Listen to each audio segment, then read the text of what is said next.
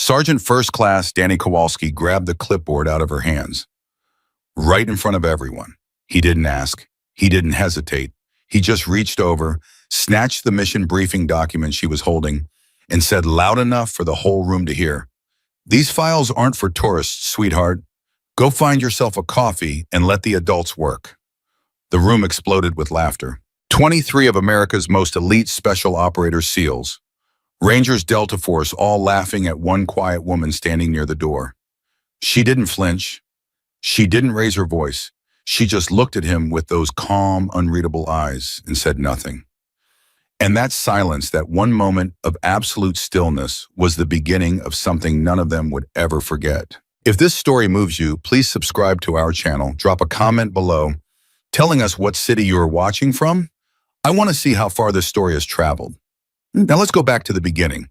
It was the kind of cold that gets into your bones and stays there. Forward Operating Base Rhino sat tucked against the base of a mountain range in eastern Afghanistan, and in the early morning hours of a Tuesday in late November, the wind came down off those peaks like something alive, something mean, something that had been waiting all night for a reason to hurt somebody.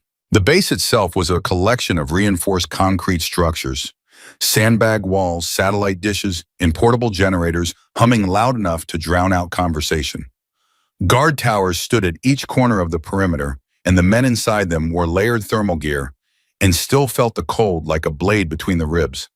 Beyond the wire, the mountains rose in every direction, gray and enormous, and indifferent to everything happening at their feet. The men stationed at FOB Rhino were not ordinary soldiers. These were the ones who didn't talk about what they did, the ones whose deployment records contained more redacted lines than a readable text. The ones who had been to places that didn't appear on any official map and done things that would never be officially acknowledged. Master Sergeant Calvin Reed had 13 combat deployments across 4 different theaters of war. Chief Petty Officer Marcus Webb had survived 2 ambushes that his commanding officer later described as statistically unsurvivable. Lieutenant Colonel Benjamin Cross had personally planned and executed over 40 direct action missions against high-value targets across Iraq, Afghanistan, and 3 other countries he was not legally permitted to name in any document. These were men who had been tested by actual war, actual darkness, actual death, and had come back standing.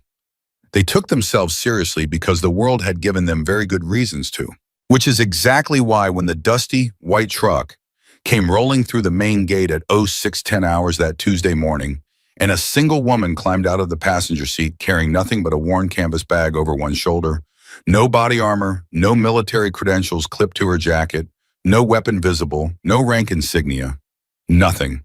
The reaction from the men of FOB Rhino was immediate, instinctive, and completely predictable. They laughed. Not all of them, not at first, but enough of them. Private First Class Tommy Garrett, 22 years old, 3 months into his first deployment, was the first one to say something out loud. He was standing near the motor pool with 2 other junior soldiers, and when he spotted her climbing out of that truck, this small, unremarkable woman in worn jeans and a faded olive jacket, he elbowed the guy next to him and said, "The Pentagon send us a social worker now. We need a feelings check or something." His buddy laughed. The third guy laughed harder, and it spread the way things spread on a small base where boredom is a constant companion fast and without much thought. By the time she had walked 20 steps toward the command building, at least a dozen men had noticed her, and the commentary had already started moving through the base like a low current. Somebody's girlfriend. Thinks she's press. She's definitely press. Nah, look at the bag. She's one of those Pentagon oversight people. Civilian evaluation team.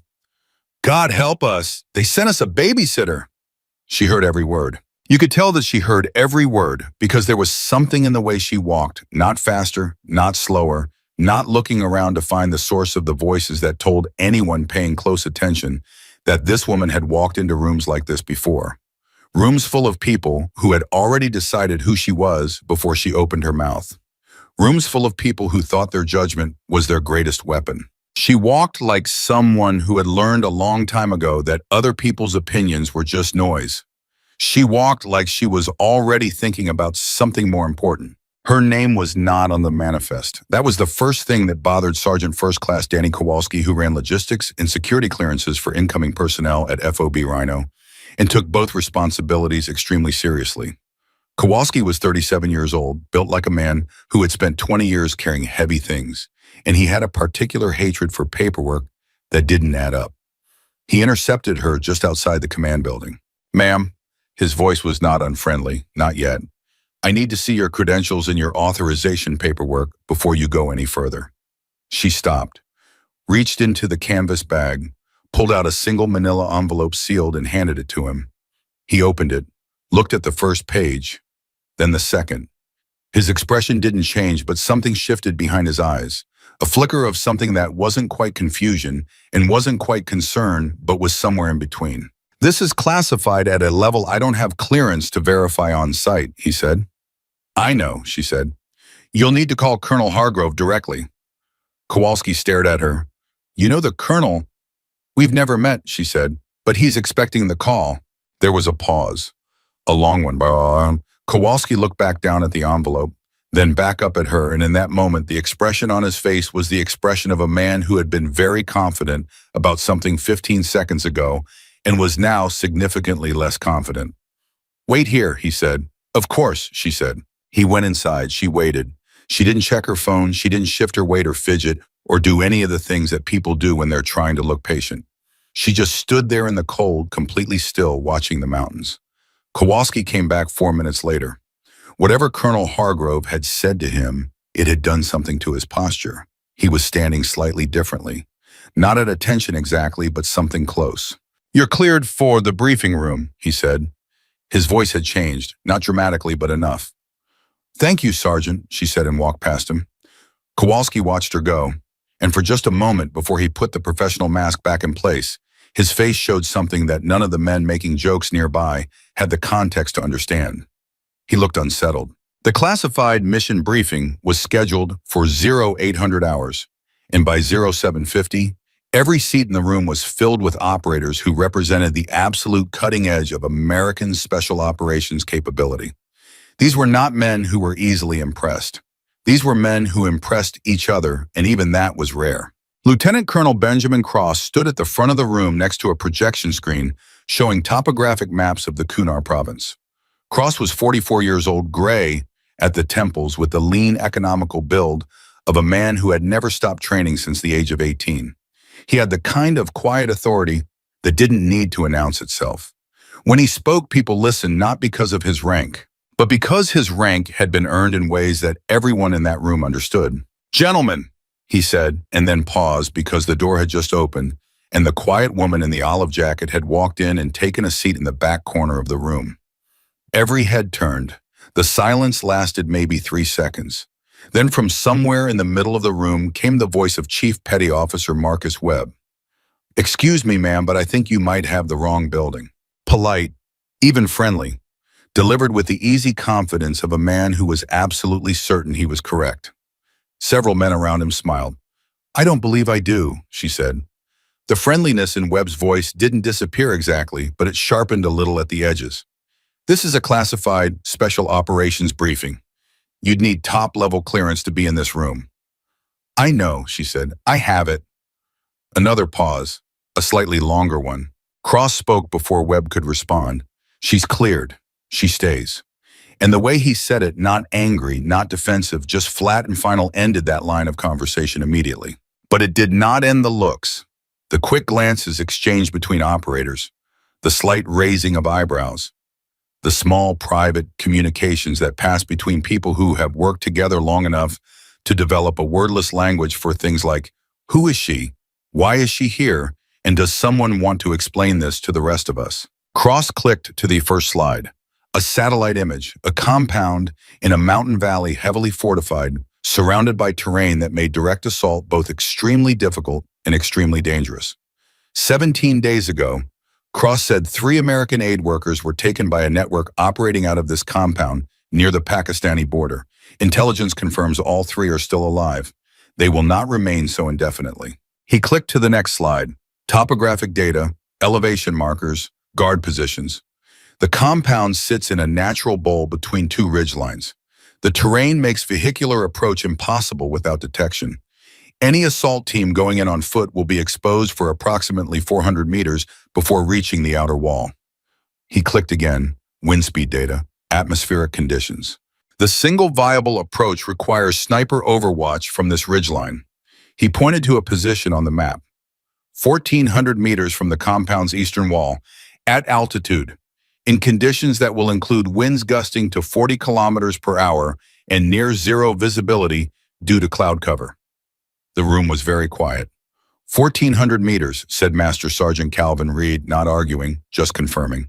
In those conditions. At night, Cross added. Reed nodded slowly. That's not a shot, he said. That's a prayer. That's why we need someone who doesn't pray for shots, Cross said. We need someone who calculates them. And that was when the problem became apparent to everyone in the room at the same time. FOB Rhino had excellent snipers. Reed himself was qualified to 1,000 meters. Two of the SEAL operators had confirmed kills at 1,100. But 1,400 meters at night in mountain winds was a different conversation entirely. It was a conversation that required a very specific kind of expertise, the kind that came not just from training, but from an accumulation of experience that very few people anywhere in the world actually possessed. Cross looked around the room. Nobody spoke. And then from the back corner, quietly without drama, without any apparent awareness of how the words were going to land in that particular room full of those particular men, I'll take the shot.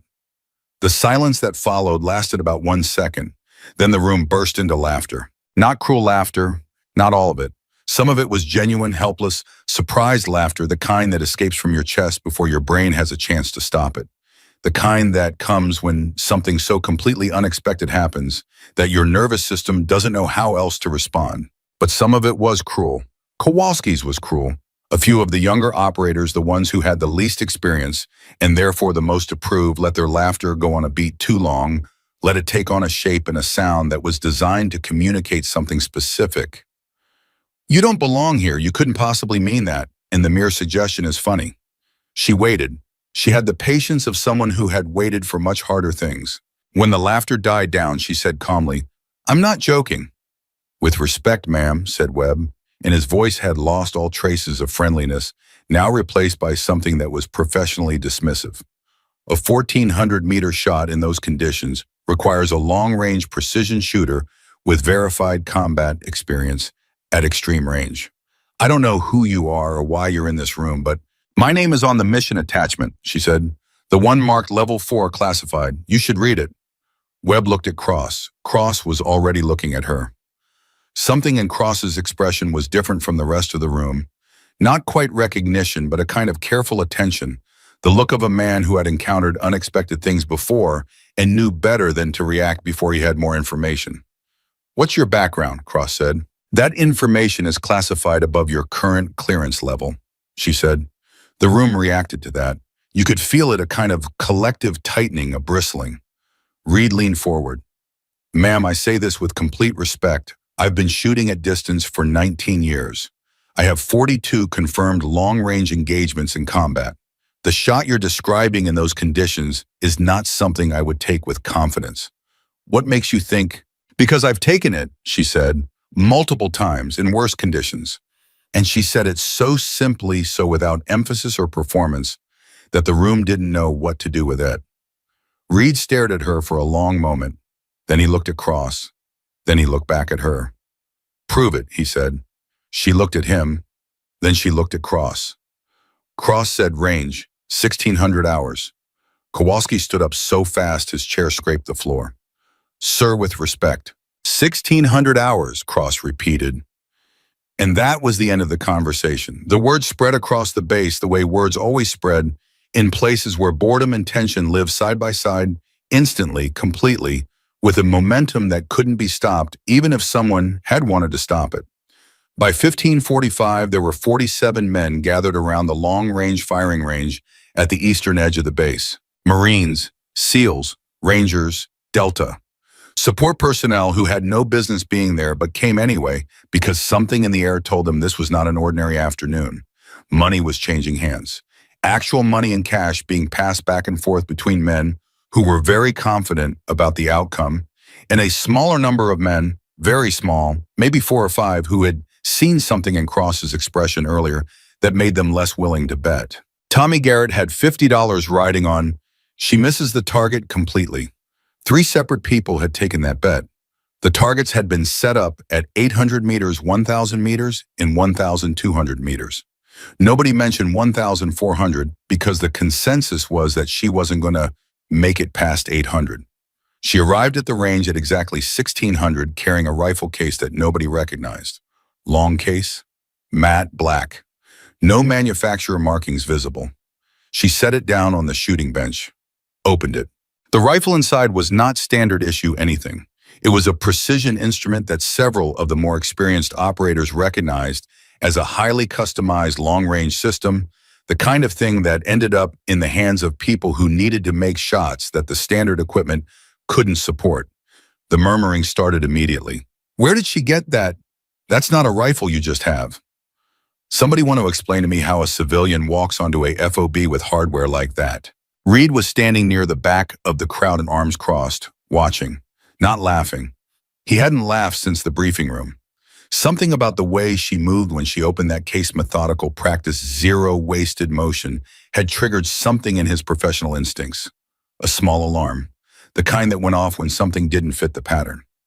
She settled behind the rifle, adjusted the bipod, made two small corrections to the scope, checked the wind indicator twice, then a third time, then seemed to run some kind of calculation in her head. You could see it in her eyes the way they went briefly inward, focused on something no one else could see. Then she went completely still, and the entire crowd of 47 men went quiet almost simultaneously without knowing quite why. The shot broke the silence like a crack of thunder. The spotter at 800 meters pressed his radio. Hit, center mass. Nobody reacted. That was expected. Anyone at this level could hit at 800. She didn't move, didn't reload, already had the next round chambered. Another shot. Hit, center mass. Third shot. The spotter took a long moment. His voice when it came back over the radio was slightly different from before. 3 rounds, he said. Same hole. 800 meters. The crowd reacted to that, not with laughter this time, with something different, a low sound, a collective intake of breath, the sound of 47 people recalibrating. Garrett's $50 suddenly felt less secure. She shifted to the 1,000-meter target without being asked. The wind had picked up.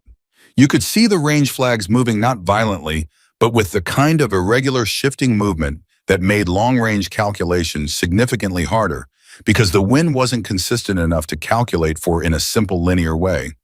It required constant adjustment, constant reading, constant correction in real time. She watched the flags for 45 seconds. Nobody rushed her. Nobody made a sound. Then she fired. Hit, said the spotter. Again. Hit. Again. The spotter was quiet for a moment. Sir, he said, addressing Cross, who was standing at the back of the crowd, I need you to confirm I'm reading this correctly, because what I'm seeing is, he paused, 3 rounds, identical grouping, at 1,000 meters. Cross said, I'm reading you. In this win, the spotter added, because he felt the need to clarify exactly what he was looking at. Reed unfolded his arms. It was a small movement, but the men standing near him noticed it. She shifted to 1,200 meters, and that was when something changed in the atmosphere around the range. The quality of the silence changed. Before, the quiet had been the quiet of people waiting to be proven right. Now it was the quiet of people who were no longer certain about anything. Kowalski was still standing near the front. His jaw was set. His hands were in his pockets. He wasn't laughing anymore, but you could see on his face that he was working very hard to hold on to something, some version of the story he'd already decided was true, because if he let go of it, he would have to confront the fact that he had been wrong in a very public and very significant way.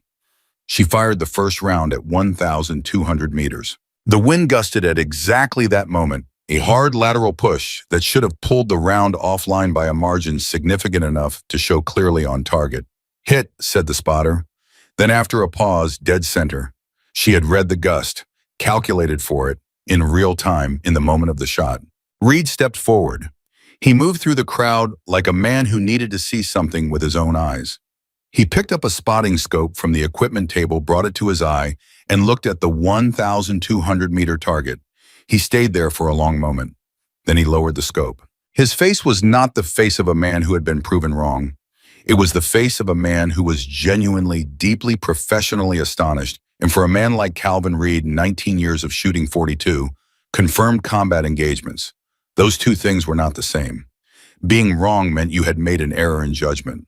Being astonished meant the world had just shown you something you hadn't known existed. "How long?" he said, and he said it quietly, almost to himself, almost as a thought rather than a question. "Have you been shooting, sir?" She didn't answer immediately. She was already adjusting the scope for the next distance, a distance nobody had put a target at because nobody had thought they'd need to. When she finally looked up, she looked directly at Reed. "Long enough," she said. And something in the way she said it, not unkindly, not with any pride or performance, just with the simple weight of accumulated years, made Reed nod slowly the way men nod when they recognize something they can't fully articulate. Around them, the crowd had completely transformed. The men who had come to watch a woman fail were now standing in the posture of men who were witnessing something they would describe to people for the rest of their lives. The money that had been bet was no longer being talked about. The jokes that had started the morning had been quietly folded up and put away somewhere they wouldn't be looked at again. But nobody yet understood who she truly was. Nobody yet knew about the calls she'd received in the middle of the night from commanders who needed shots that couldn't be missed.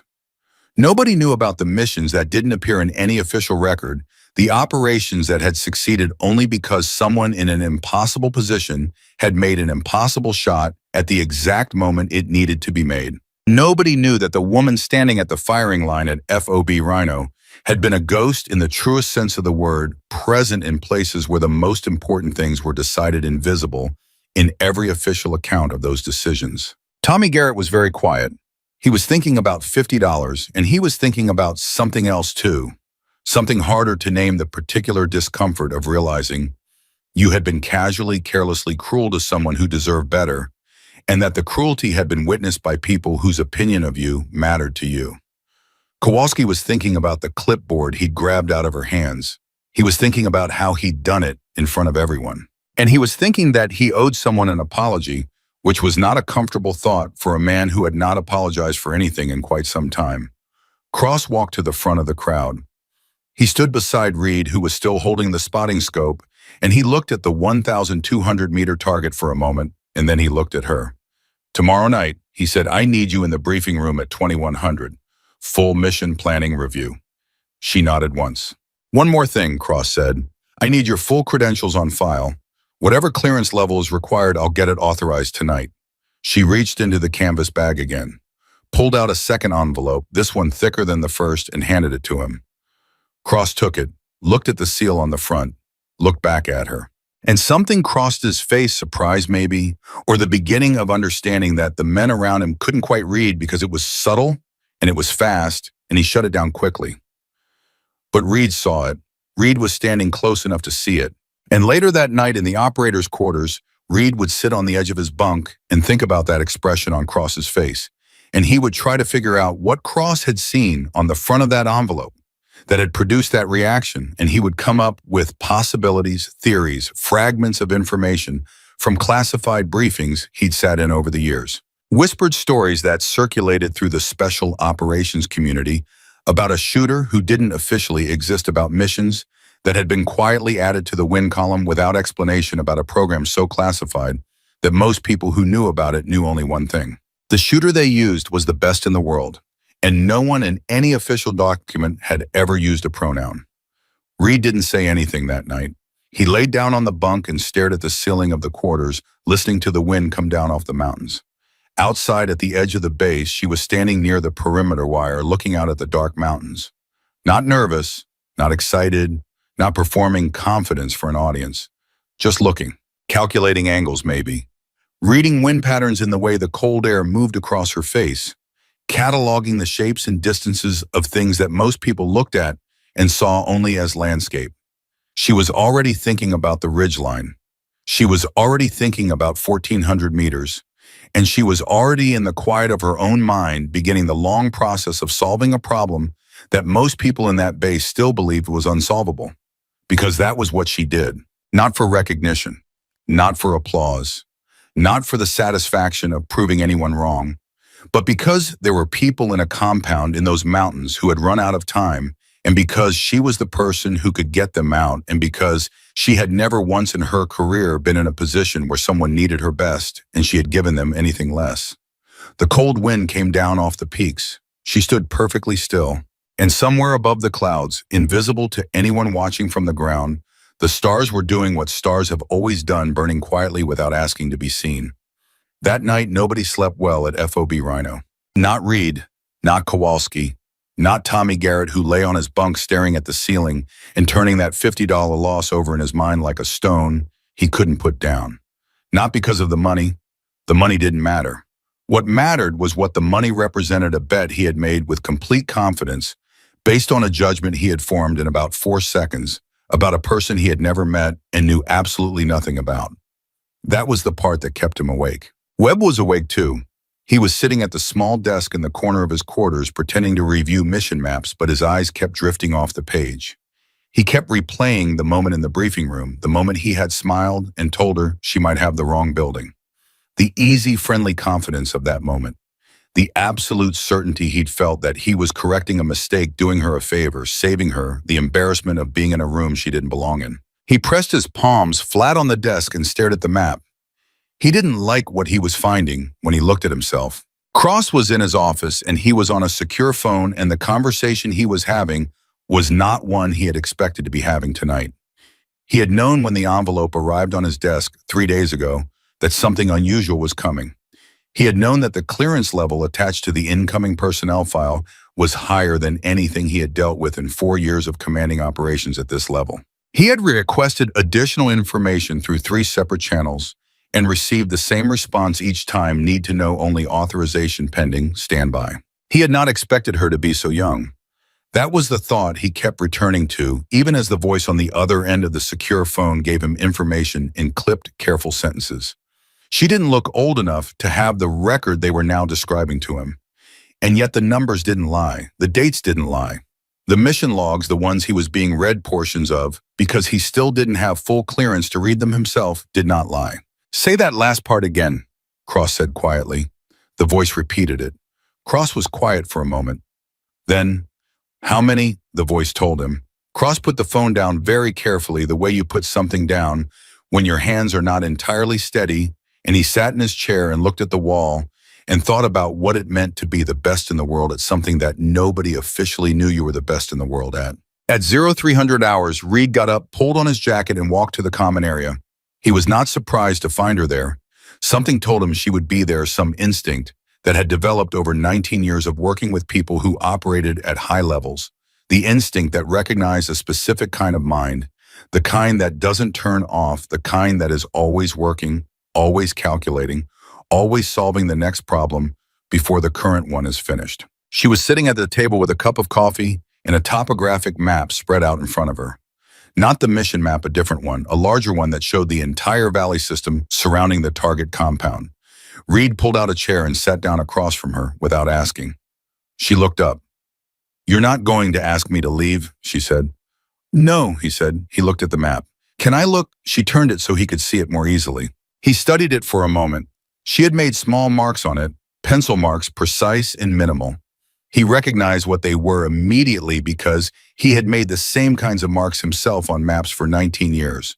Wind corridors, elevation change calculations, sight lines. "You've already mapped the Overwatch position," he said. "I mapped 3 possible positions," she said. "This one is the best." She touched the map with one finger, pointing to a spot on the ridgeline Cross had identified in the briefing. Reed looked at where she was pointing. Then he looked at 2 other spots on the ridgeline. "Why not these 2? This one exposes you to observation from the secondary guard tower on the north wall during the first 20 minutes of infiltration," she said. "This one gives you a better angle on the eastern approach, but the ground composition at that elevation will cause micro vibrations from wind that you can't fully compensate for at this distance. Not in those conditions." Reed stared at the map. He reached over and picked up one of the pencils from the side of the table and made a small mark near the second position she'd rejected. "The vibration problem," he said. "How long did it take you to figure that out?" "I felt it in the way the wind was moving this afternoon," she said. "The gusts at this base have a similar signature to what that ridgeline will produce.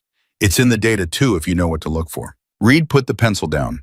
He looked at her directly for the first time since the range. Who trained you? He said.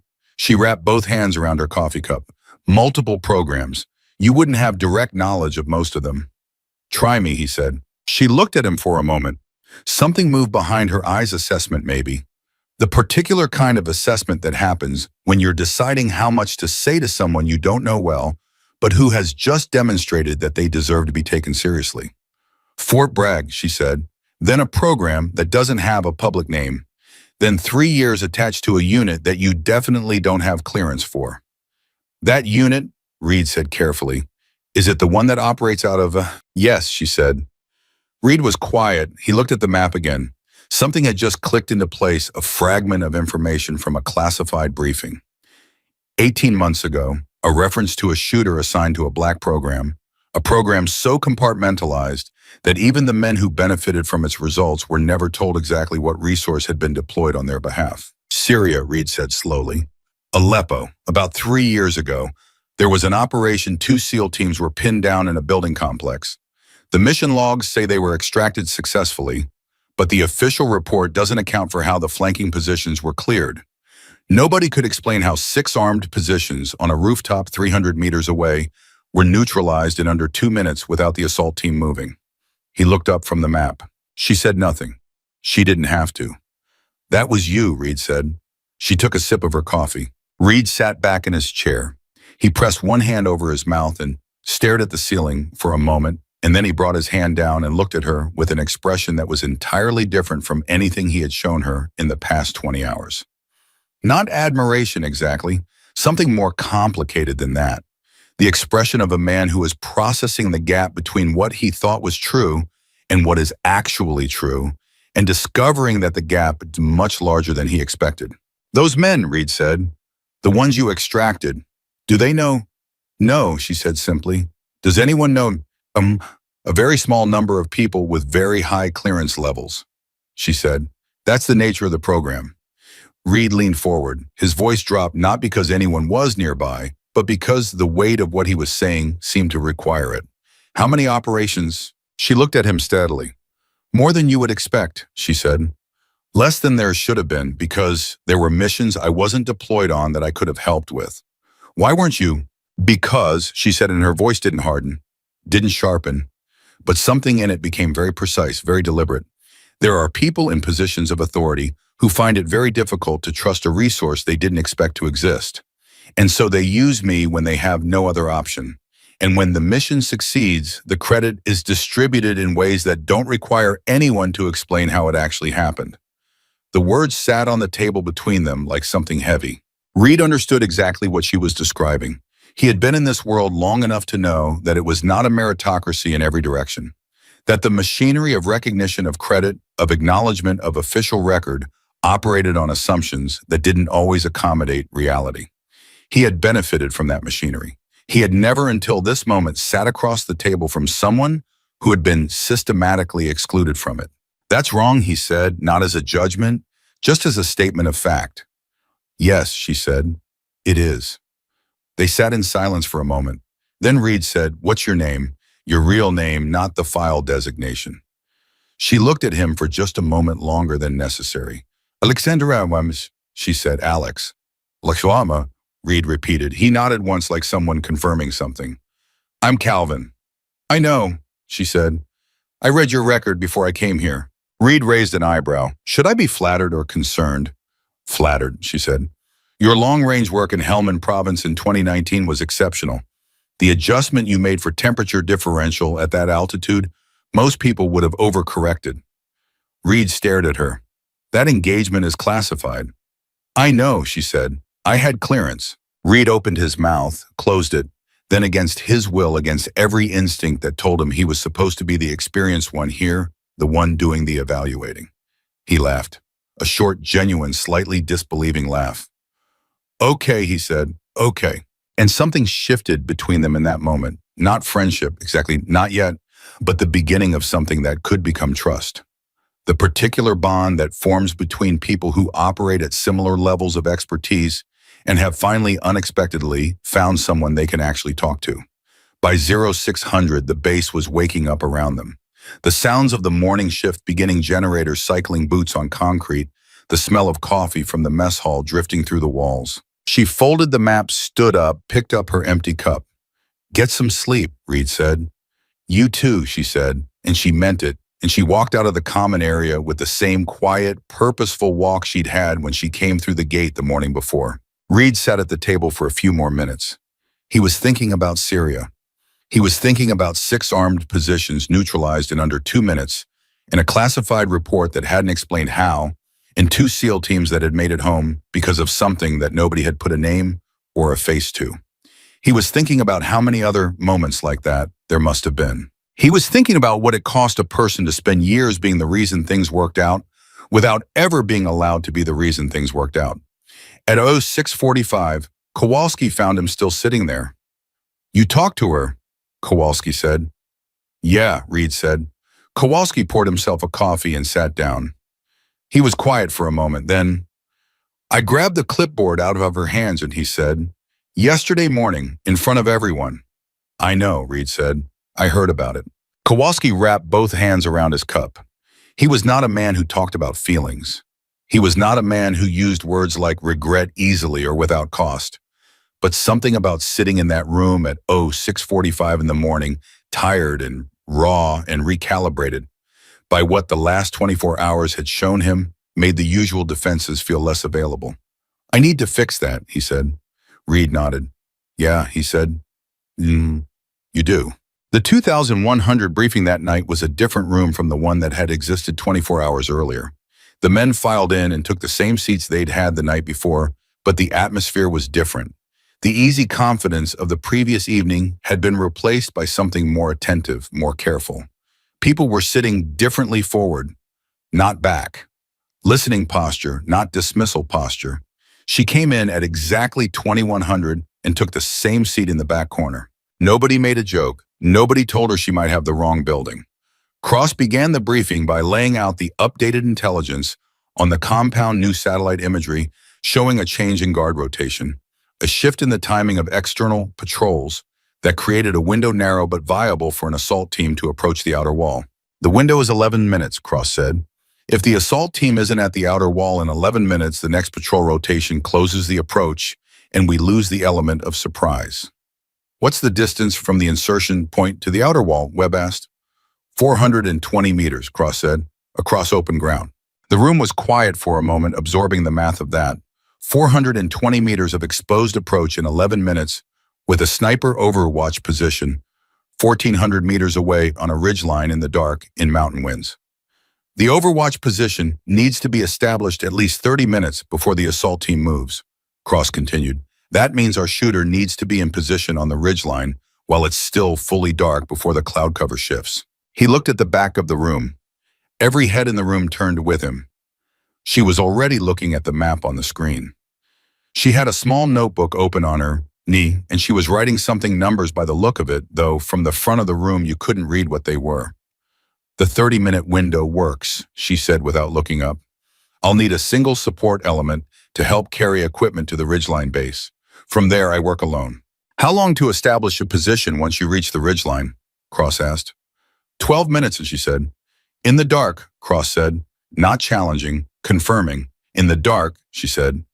"What's your contingency if the wind shifts significantly during the operation?" Webb asked. His voice was professional, focused. The voice of a man working a problem, not performing skepticism.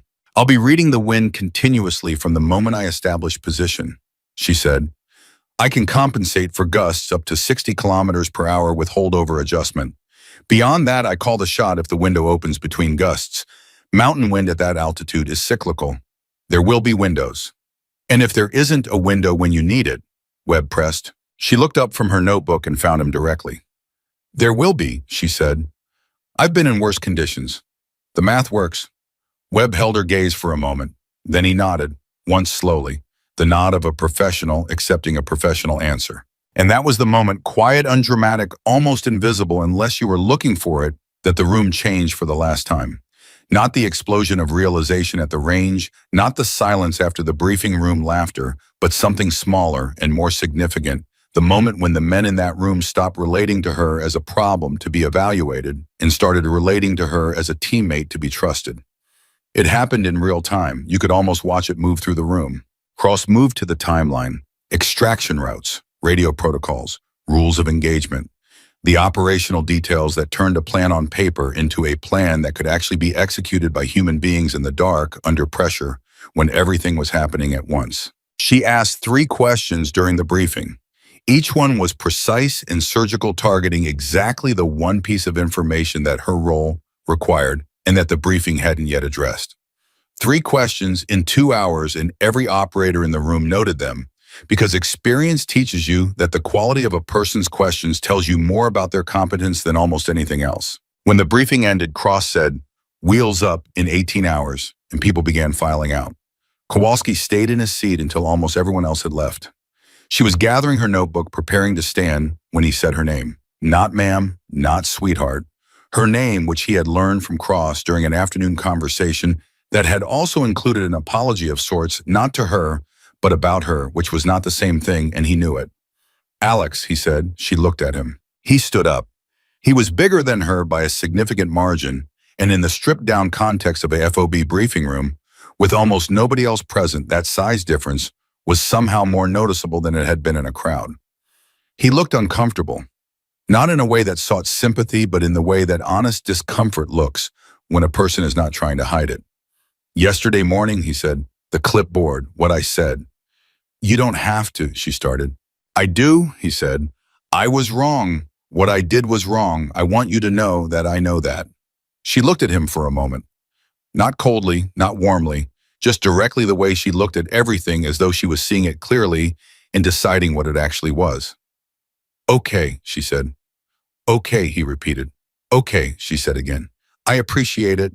And she meant it, and she left. Kowalski stood in the empty briefing room for a moment.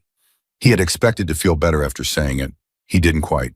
Because what he'd done had been public and witnessed by dozens of people, and the apology had been private and witnessed by no one, and he understood that those things were not equivalent, that the debt had been partially paid, not fully. He was still working out what fully paid would look like when Reed found him in the doorway. "She accepted," Reed said. "Yeah," Kowalski said. Reed clapped him once on the shoulder. "Good. Now go make sure the equipment manifest for tomorrow is right, because that is something you are actually in charge of." Kowalski almost smiled. "Yeah," he said. "Yeah, okay." The hours before an operation have a specific quality that anyone who has been through them recognizes immediately. Not excitement exactly. Something more focused than excitement, more serious, more interior. People get quiet in a particular way. Conversations become short and functional. The parts of people that are not necessary for what's about to happen seem to step back, making room for the parts that are bigger. She spent the early evening hours in quiet preparation.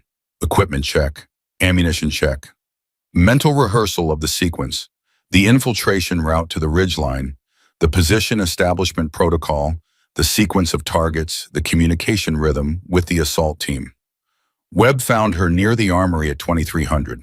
He had been looking for an excuse to talk to her since the range, and he had spent the better part of a day arguing with himself about whether or not to bother.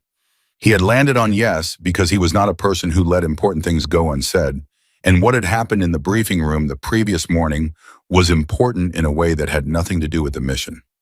"Can I ask you something?" he said. "Sure," she said. "How many times," he said carefully, "has a room done that to you?" Laughed like that. She considered the question seriously, the way she considered everything. "Enough times that I stopped counting," she said. Webb was quiet for a moment. "And you still showed up?" "Every time," she said. "Why?" he said, not challenging, genuinely asking. She looked at him. Something in her expression was thoughtful, like she was deciding not whether to answer, but how to answer honestly. "Because the mission doesn't care whether the room believes in me," she said. "The people in that compound don't care. The shot either goes where it needs to go or it doesn't. Everything else is noise." Webb nodded slowly. He thought about that. "I'm sorry," he said. "For the briefing room, for Marcus," she said, using his first name, which she had gotten from Reed, which she had asked Reed for specifically because she knew this conversation was coming and she wanted it to happen on equal footing. "I'm going to cover your back out there tomorrow night." That's the job. We're good. Webb stared at her for a second. Then, how do you know my first name? Reed told me, and she said.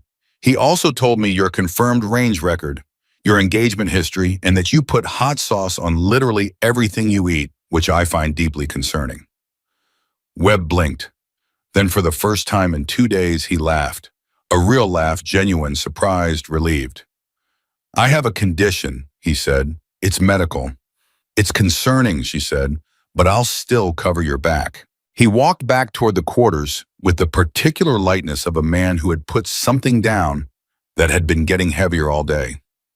Behind him, she finished her equipment check in the quiet of the armory, and the generators hummed outside, and somewhere above the cloud cover, the stars were doing what they always did. At 0200, Cross found her sitting alone outside near the eastern wall of the base, looking toward the mountains. He stood beside her in silence for a moment. Last chance to review anything, he said. I'm ready, she said. He was quiet for a beat. Then, I spoke with command last night. I know more now than I did when you arrived. She waited. I know about Aleppo, he said. I know about 3 operations in Iraq that were logged as successful for reasons that were never fully explained in the official record. I know about a program that apparently has been running for 11 years and has deployed you on 26 separate occasions. And I know that in 26 operations, the mission outcome was successful 26 times. The wind moved between them. That's a lot of people, Cross said quietly, who came home because of you and didn't know it. She said nothing for a moment. Then, does the number matter? It matters to the people, he said. They came home, she said. That's what matters. Cross looked at her for a long moment. Something in his expression was doing something complicated, respect, yes, but also something older and heavier than respect. Something closer to guilt, maybe. The guilt of a system that had produced a person like her and then hidden her, used her, and then erased her, taken everything she had to give, and given her almost nothing in return except the knowledge that somewhere people she would never meet were alive because she had been there. Tomorrow night, he said, whatever happens, your name goes in the mission report, your real name, your contribution on record. She turned and looked at him. Her expression was unreadable for a moment. Then, they'll redact it, she said. Maybe, he said, but I'll put it there. She looked back at the mountains. A long pause. Thank you, she said, quietly without ceremony. The way you thank someone for something real. Cross nodded, walked back inside. She stayed at the wall alone for a while longer. The wind was cold and the mountains were dark, and somewhere out there in the dark, in a fortified compound that had not been chosen by anyone who lived in it, 3 people were counting the hours of something they had no ability to control. She was thinking about the ridgeline. She was thinking about the shot. She was already gone in the specific way that the best operators go somewhere else, before the mission even begins, somewhere internal, somewhere focused, somewhere that the rest of the world, with all its noise and judgment and complicated history, could not reach. The assault was in 19 hours. The mountains waited.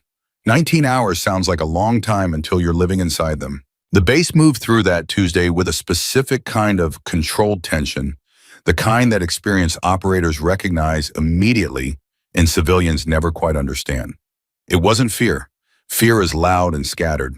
This was something quieter, something more focused, the way a fist closes before it hits something.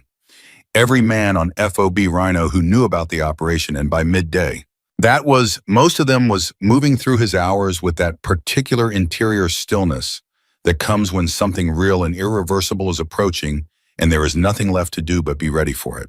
Reed spent the morning running his own equipment checks, even though his role in the operation was coordination and not direct action. Old habit. The hands need something to do when the mind is working. He checked radio frequencies. He reviewed the assault team's approach vectors one more time. He looked at the wind data for the target valley 3 separate times, and each time the numbers came back within the range. She had described the previous night as workable. And each time he felt something that was not quite relief, but was close to it.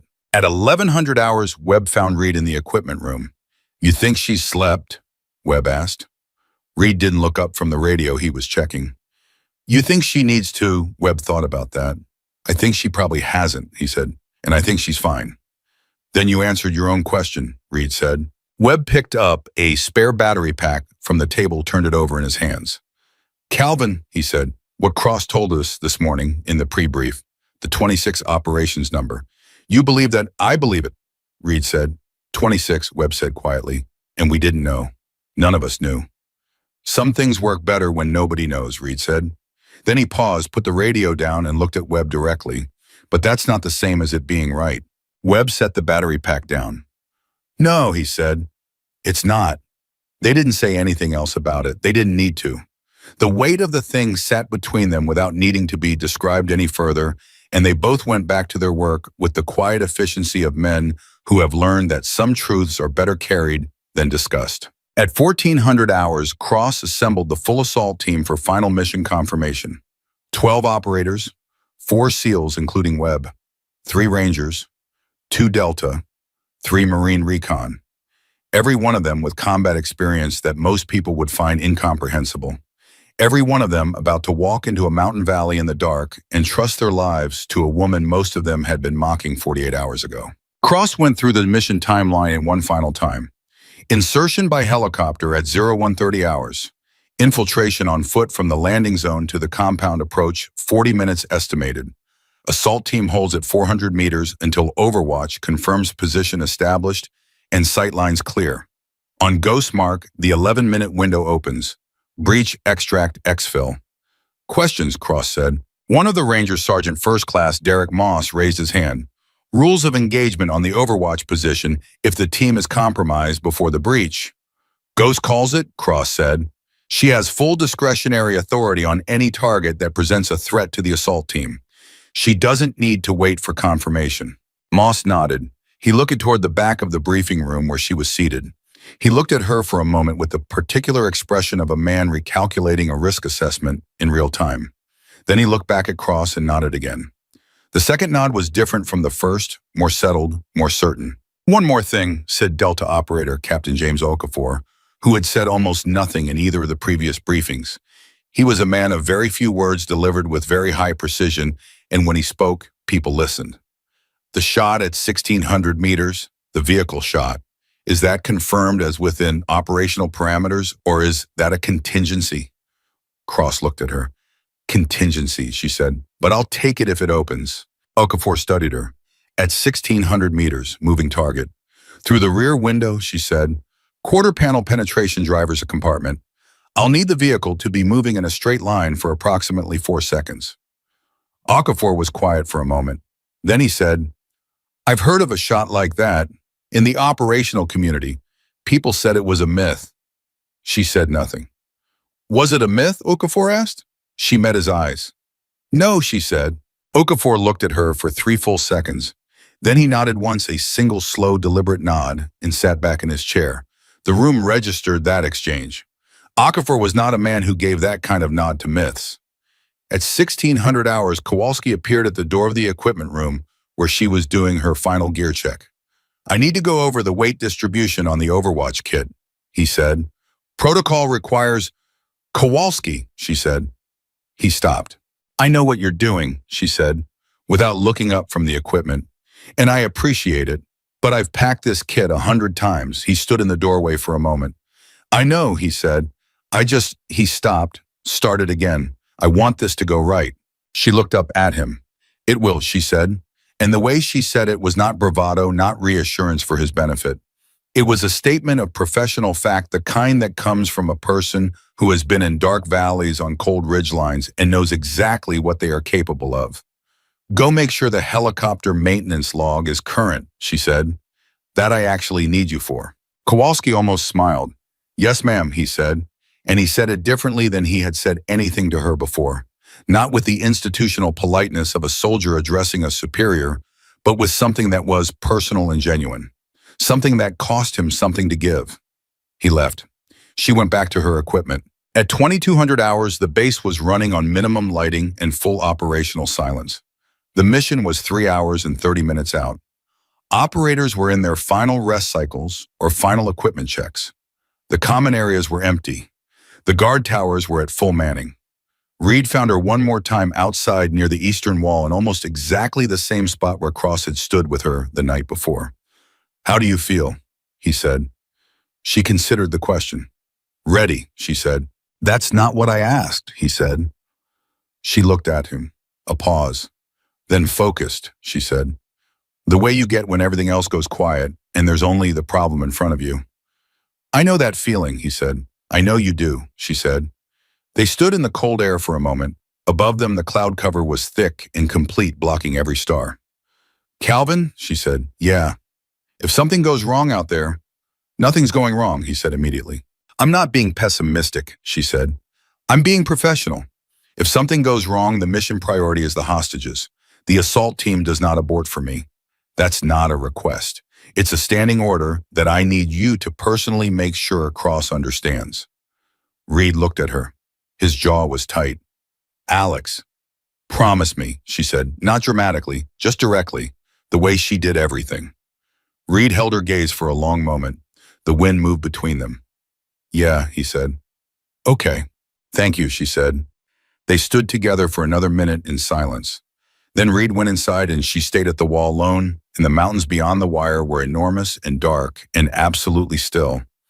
At 1:15 hours, she climbed into the helicopter. The noise of the rotors was enormous and total, the way it always is, filling every space in your skull until thought becomes something you do around the sound rather than through it. She sat with her rifle case across her knees and her pack between her feet and her eyes closed, not sleeping, running the sequence. The ridgeline, the position, the sight lines, the wind patterns, the targets in order of priority, the radio protocol, the contingencies. Webb was across from her. He caught her eye once briefly and gave her a single nod. Not reassurance, acknowledgement. Operator to operator. I see you, I trust you. Let's go. She nodded back. At 01:33 hours, the helicopter touched down in a shallow valley 3 kilometers from the ridgeline, and 8 seconds later she was moving. The support element was a single ranger specialist, Aaron Cole, 24 years old, who had been selected for this task specifically because he was exceptionally fit, exceptionally quiet, and had demonstrated in 2 previous deployments an almost preternatural ability to move through mountain terrain in darkness without making noise. He carried half her equipment and asked 0 questions, which she had specifically requested from Cross when the support assignment was made. They moved uphill through the dark at a pace that would have been punishing for most people and was merely demanding for them. Cole had worked with elite operators before, but he had never worked with anyone who moved through darkness quite like this, not faster than him, not dramatically different in any obvious way, but with a quality of certainty of knowing exactly where each foot was going before it arrived there. That made the terrain seem less like an obstacle and more like a surface she had already memorized. At 02:01 hours, they reached the base of the ridgeline. This is where I leave you, she said quietly. Cole nodded. He set down the equipment he'd been carrying, additional ammunition, a spare spotter scope, the communications relay unit, and she transferred it to her own pack with the efficiency of someone who had done this transfer dozens of times, which she had. Good luck, Cole said. Wait at the extraction point, she said. Don't move from it, regardless of what you hear. Understood, he said. She went up the ridgeline alone. At 02:23 hours, 12 minutes after she left Cole exactly as she had told Cross she would need, her voice came over the encrypted command channel. Quiet, clear, completely steady. Ghost actual position established. Sight lines confirmed. Overwatch is live. In the assault staging area, 400 meters from the compound outer wall, Webb pressed his earpiece and released a breath he'd been holding for longer than he realized. Copy, Ghost, Cross said over the command net. Assault team stand by. At 02:24 hours, the assault team began their 400-meter approach. And on the ridgeline, 1,400 meters above the valley floor, Alexandra Reyes settled behind her rifle in the frozen dark and became something that very few human beings ever become in their lives, absolutely perfectly, completely present in a single moment, in a single task, in the pure, uncompromising geometry of distance and wind, in the weight of lives. She breathed. The wind moved. She read it, and she waited. The first 6 minutes were clean. The assault team moved across the open ground with the controlled efficiency of operators at their highest level, and she tracked them through the scope while simultaneously tracking the guard positions on the compound wall, the secondary tower on the north face, the rooftop position that Cross's intelligence had identified as the most significant threat. 6 minutes and 40 seconds into the approach, the rooftop guard changed position. Not the scheduled rotation.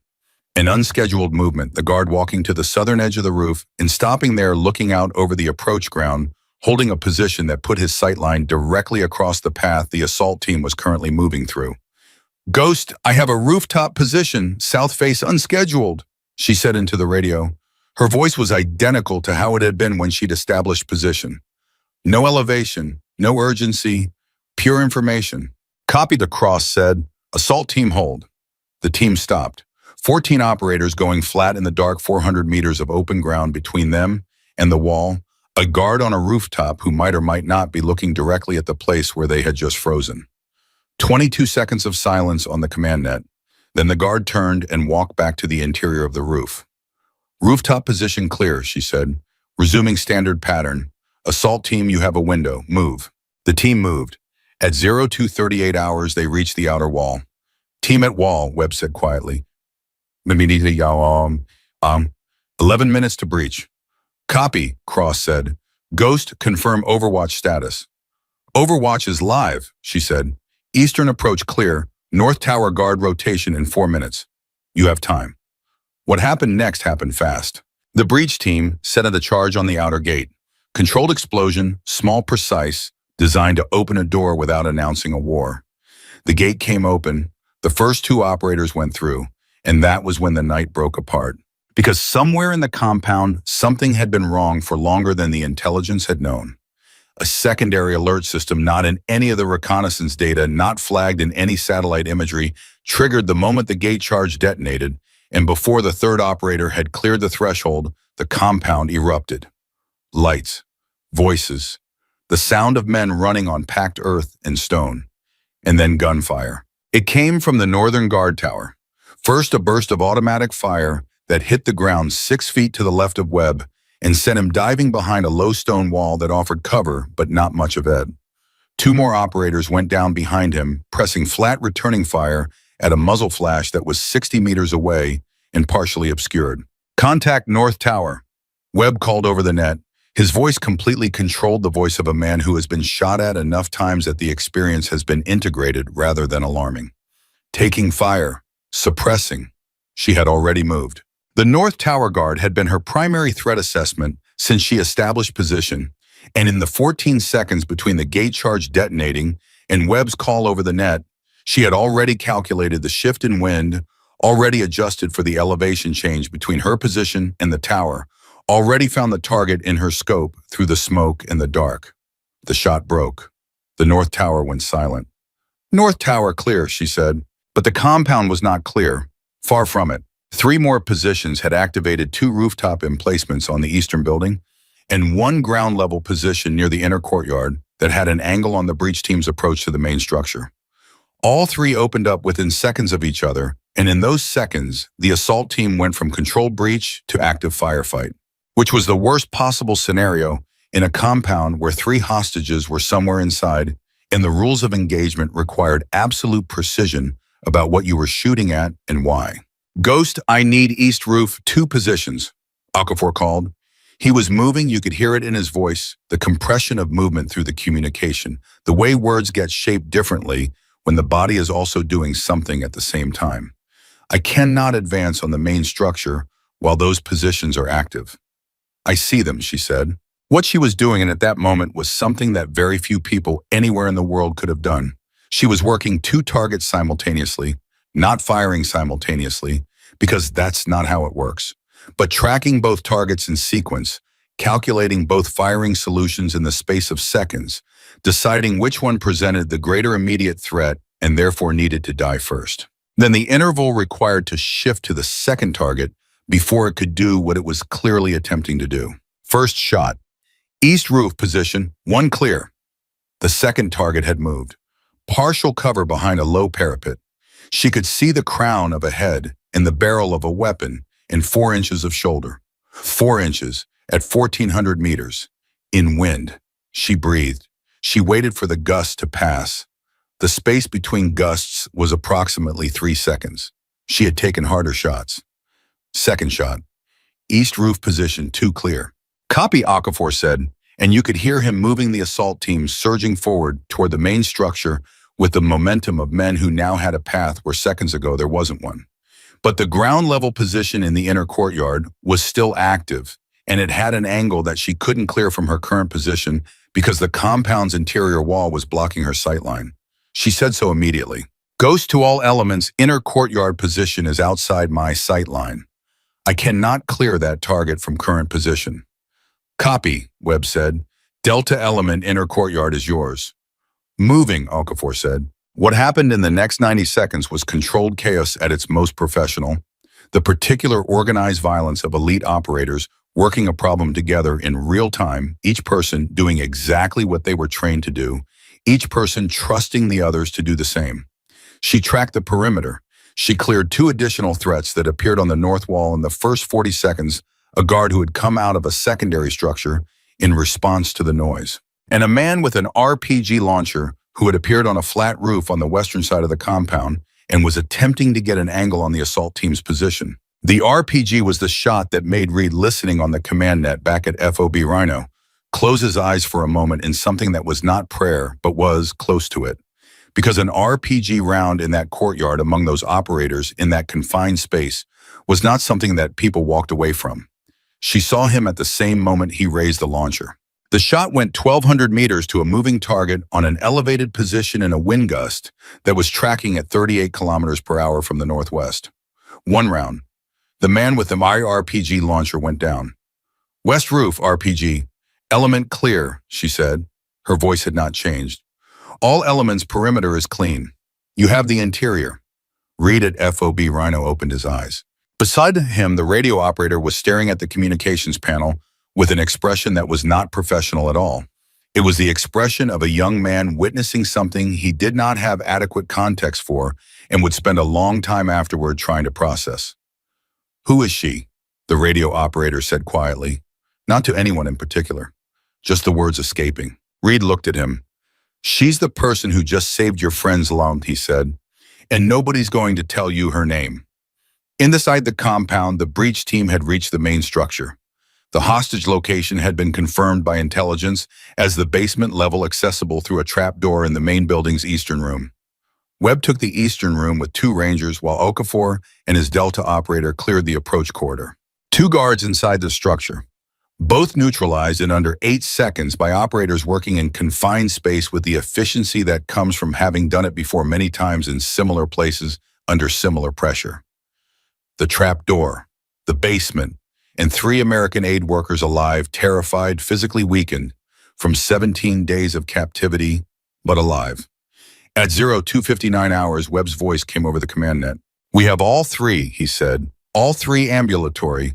We are moving to Xville. Back at FOB Rhino, the command center exhaled as one unit.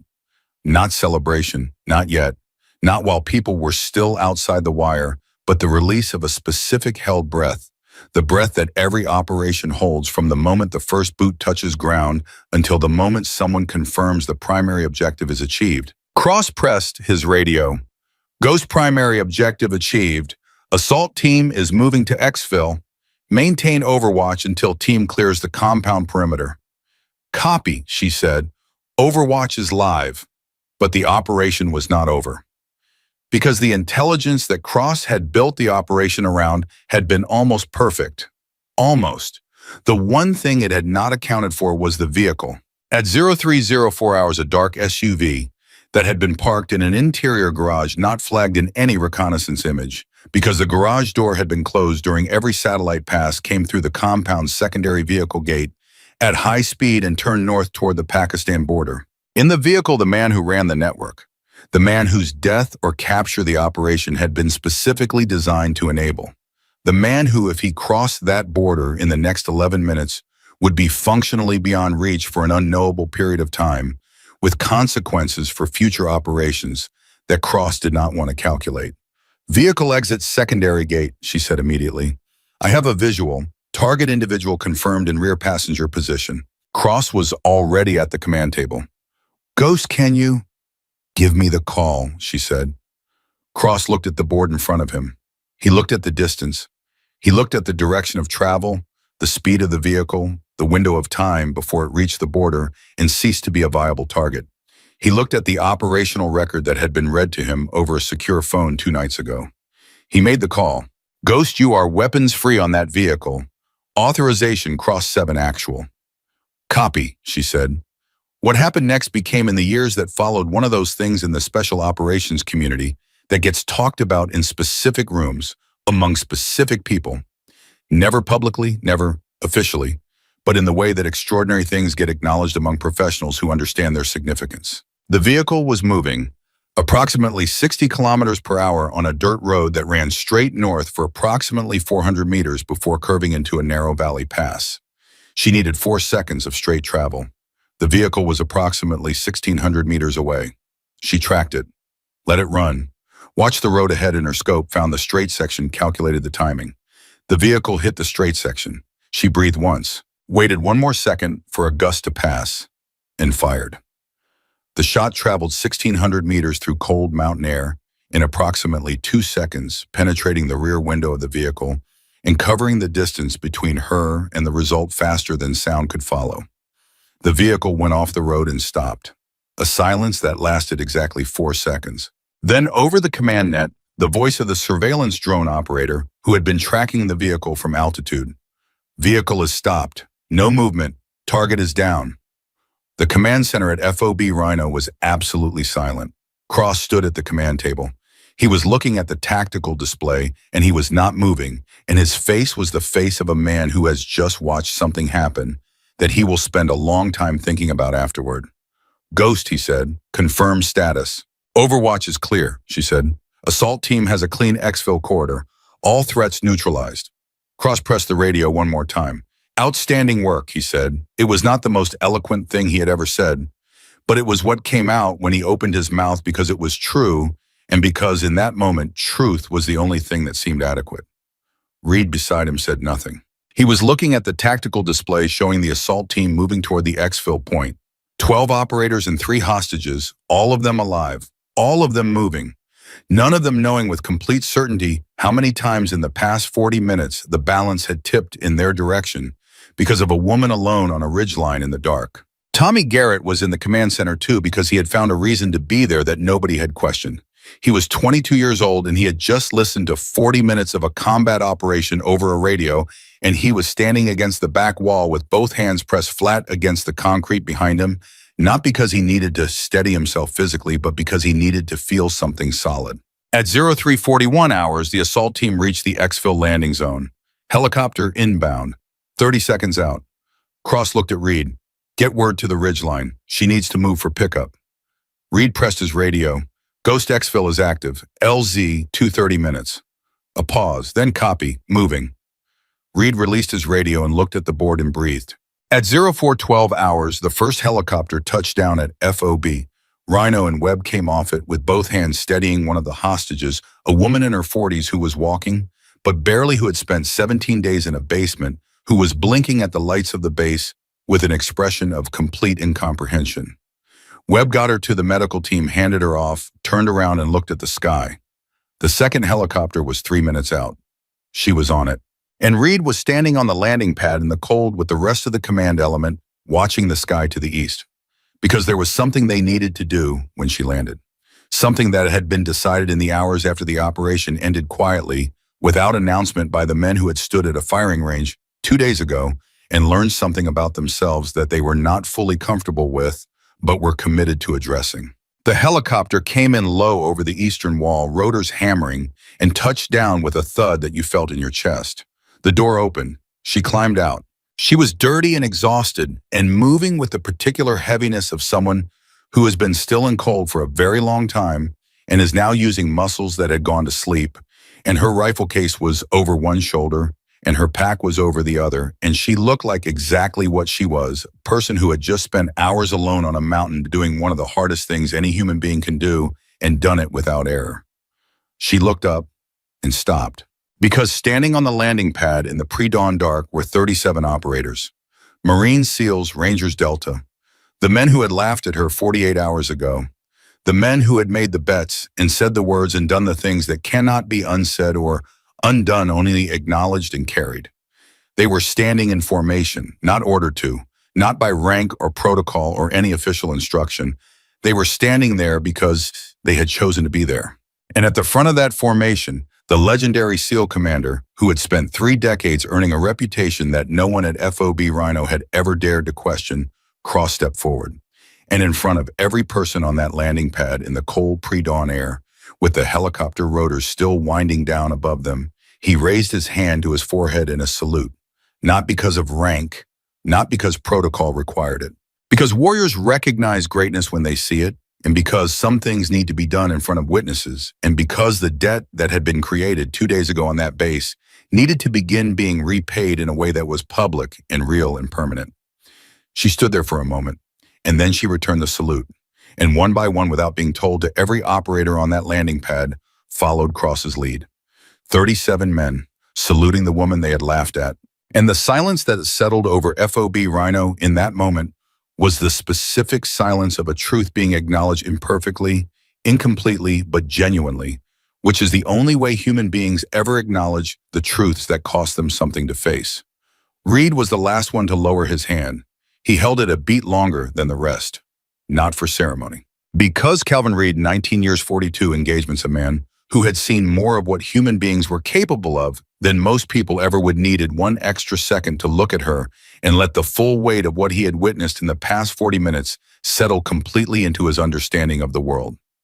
Then he lowered his hand, and Kowalski, standing at the edge of the formation, finally unclenched his jaw. And Tommy Garrett, standing behind everyone else because he was junior, and because he was 22, and because he had bet $50 on the wrong thing for all the wrong reasons, blinked hard against something that had no business being in his eyes on a military landing pad at 4 in the morning. She looked at all of them.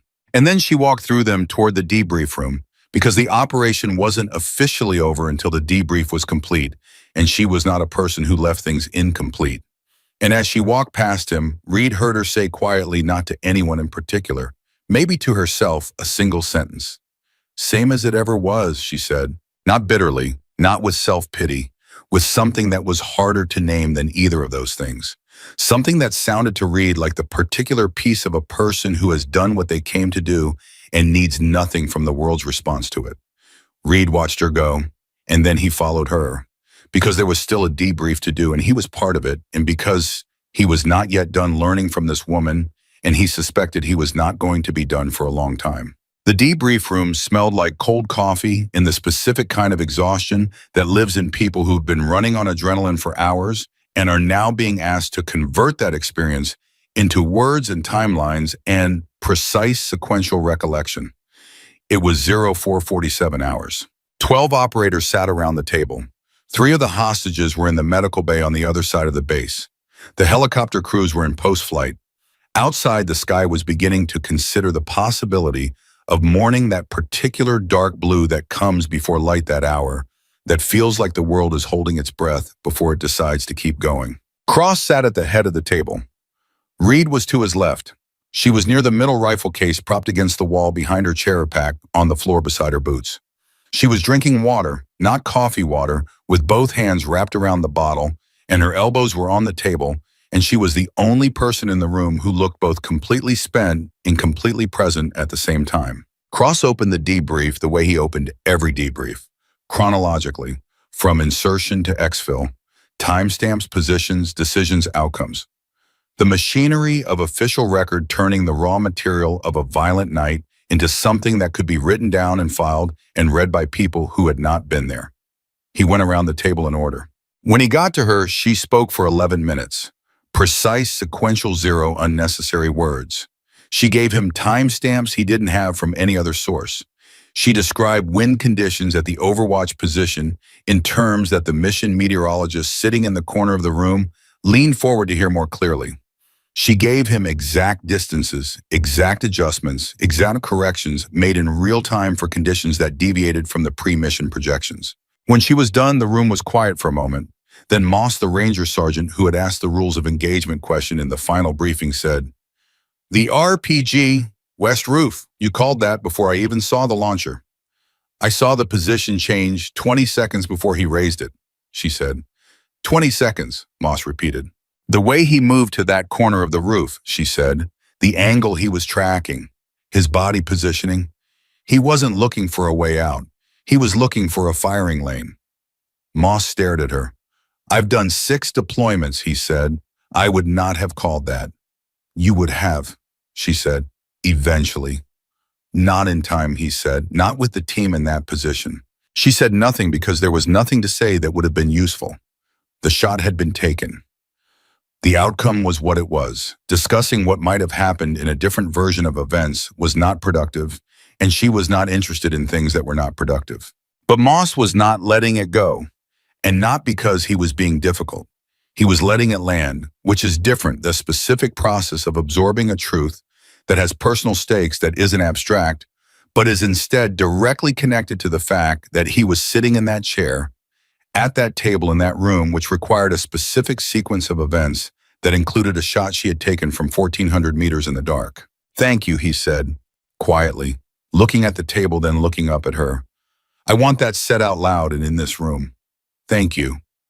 Around the table, the words created a small ripple. Not dramatic, not performative, just real, the way a stone dropped in still water creates rings that move outward without announcing themselves.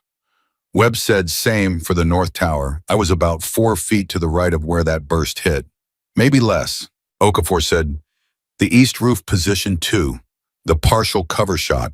I need to understand what I saw because what I saw is not consistent with what I know about possible at that distance under those conditions." She looked at him. "What do you want to understand?" 4 inches of target," Okafor said. "At 1,400 meters, in wind. Moving target on partial cover." "How?" She was quiet for a moment, not reluctant to answer, thinking about how to answer in a way that was accurate and useful rather than impressive. "The wind was in a 3-second cycle at that point," she said. "I had tracked it for 40 minutes. I knew the cycle. The gust peak was predictable within half a second. I waited for the trough between gusts. I had approximately 2.4 seconds of reduced wind. The shot had to break in that window or it wasn't going to happen." She paused. "The 4 inches of target wasn't the hard part. The hard part was the timing.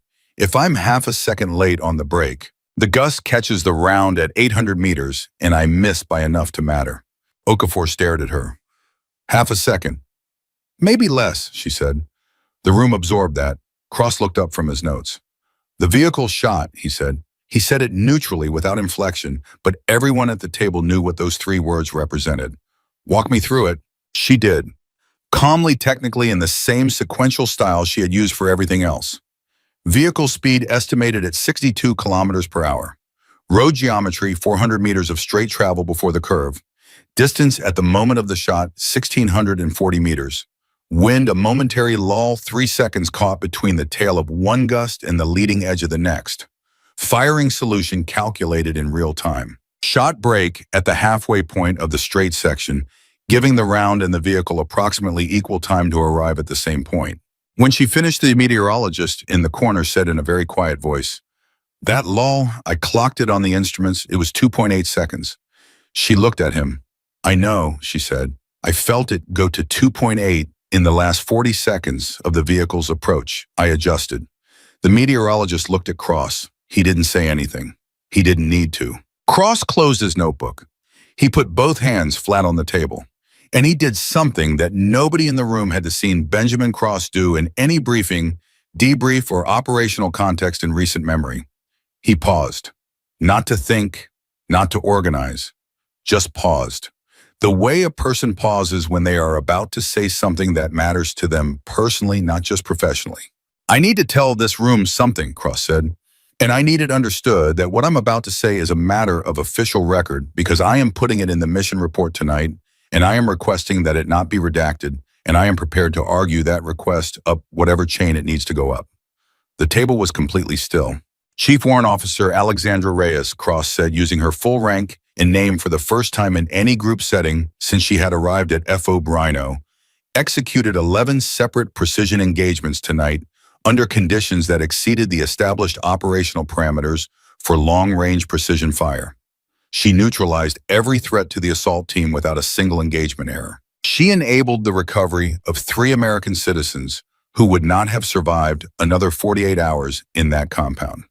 And she made a 1,600-meter engagement under conditions that I am formally describing in this report as extraordinary, because I do not have a more accurate word available. Nobody moved. She has done this before, Cross continued, 26 times across 11 years in operations that were successful in part or in whole because of her deployment. And 26 times her contribution was classified to a level that prevented the people who benefited from it from even knowing her name. He looked around the table. I consider that an institutional failure. I am saying so in this report. I am saying so in this room. And I am saying so in whatever further conversations this report generates at whatever level it reaches. The silence that followed was different from the silences that had preceded it throughout the night. It had more weight. It had the specific gravity of something that had been true for a long time and was only now being said out loud in a room with witnesses in a way that created a record. Reed was looking at the table. His jaw was tight. He was thinking about 11 years. He was doing the math, 11 years of operations, of missions that came back successful, of official records that attributed outcomes to units and teams in planning and execution without ever once putting a name to the resource that had made the difference between success and failure in the hardest moments. 11 years. Webb said, "Sir, what happens to the report?" "It goes up," Cross said. "Where it goes from there is above my authority, but it goes up with my name on it and my assessment attached, and anyone who wants to redact it will have to do so over a formal objection from a field commander with a combat record they'll have to work to dismiss." Webb nodded. He looked at her. She was looking at Cross, and her expression was doing something complicated. Something that was not relief, not gratitude, exactly, not vindication, but something that was in the territory of all three without being fully any one of them. The expression of a person who had not expected to be seen and was. At 0531 hours, the debrief ended. People filed out. The exhaustion that had been held in check by the structure of the debrief came back into bodies as the chairs pushed back, and men who had been sitting straight for 90 minutes suddenly looked the age of what they had done that night. Reed caught her in the hallway outside the debrief room. "You okay?" he said. She considered the question with the same seriousness she gave everything. "Tired," she said. "That's allowed," he said. She almost smiled. "Is it?" "After a night like that," he said, "that's required." She looked at him. Something moved in her expression, a kind of warmth that was real and quiet and completely unlike the controlled professional composure she had maintained since the moment she walked through the gate. "Calvin," she said, "go sleep." "Yeah," he said, "you too." She went to the quarters that had been assigned to her, and she sat on the edge of the bunk, and she put her face in her hands for a moment, not crying, just feeling the full weight of the night land on her body now that there was nothing left to do that required it not to. 11 shots, 11 separate moments of absolute precision under conditions that were not forgiving of anything less. 11 times the world had narrowed to a single point of contact between her and a reality that required her to be exactly what she was, without error, without hesitation, without the comfort of anyone nearby who could share the weight. She had done it alone. She always did it alone. She laid back on the bunk without taking off her jacket and was asleep in under 3 minutes. At 0900 hours, something happened on FOB Rhino that had not been planned by anyone and was not directed by Cross or anyone else in the command structure. It started with Webb. He was in the common area drinking coffee when Specialist Cole, the ranger, who had carried her equipment to the base of the ridgeline, came in and sat down across from him. Cole was 24 years old and he had not slept, and he had the look of someone who had been sitting with something uncomfortable for several hours and had run out of room for it. "Can I ask you something?" Cole said. "Sure," Webb said. "I carried her kit to the ridgeline," Cole said. "That's all I did. And then I went to the exfil point and I sat there for 2.5 hours in the dark while..." He stopped, started again. "I could hear the operation on my earpiece. I heard her calls, every single one." He looked at Webb. "She was alone up there." "Yeah," Webb said. "The whole time," Cole said. "Every shot she called, every adjustment, every threat she neutralized, she was completely alone. No spotter, no backup, nobody. That's how she works," Webb said. Cole was quiet for a moment. "How does a person do that?" he said. Not rhetorically, genuinely. The genuine question of a young soldier trying to understand something about human capability that he hadn't previously known existed. Webb thought about it. "I don't know," he said honestly. but I think it starts with spending a very long time doing hard things that nobody acknowledges. It builds something in a person. He paused. Or it breaks them, one or the other. Cole nodded slowly. He looked at his hands. She thanked me for carrying the kit, he said. When we got to the Ridgeline base, she just said, "Thank you, Aaron." She knew my first name. She knows everyone's first name, Webb said. She read everyone's record before she came here. Cole looked up. Why? Webb considered it. Because she takes the people seriously, he said, even when the people haven't taken her seriously yet. Cole sat with that for a moment. Then he said, I want to do something. Before she leaves, I don't know what, but talk to Reed, Webb said. He's already working on it. Reed was in fact already working on it. He had been working on it since approximately 0600 when he had come out of his own brief attempt at sleep with a specific thought fully formed in his mind that the salute on the landing pad had been real and it had been right, but it had been reactive. It had been the response of men who had just witnessed something extraordinary and were responding to the immediate weight of it, and that was valuable. But it was not the same as something chosen in advance, something deliberate, something that said, we see you, we have thought about what we owe you, and we are choosing to acknowledge it. Reed spent the morning talking to people, quietly individually going from person to person across the base with the specific economy of a man who knows what he wants to accomplish and how much time he has.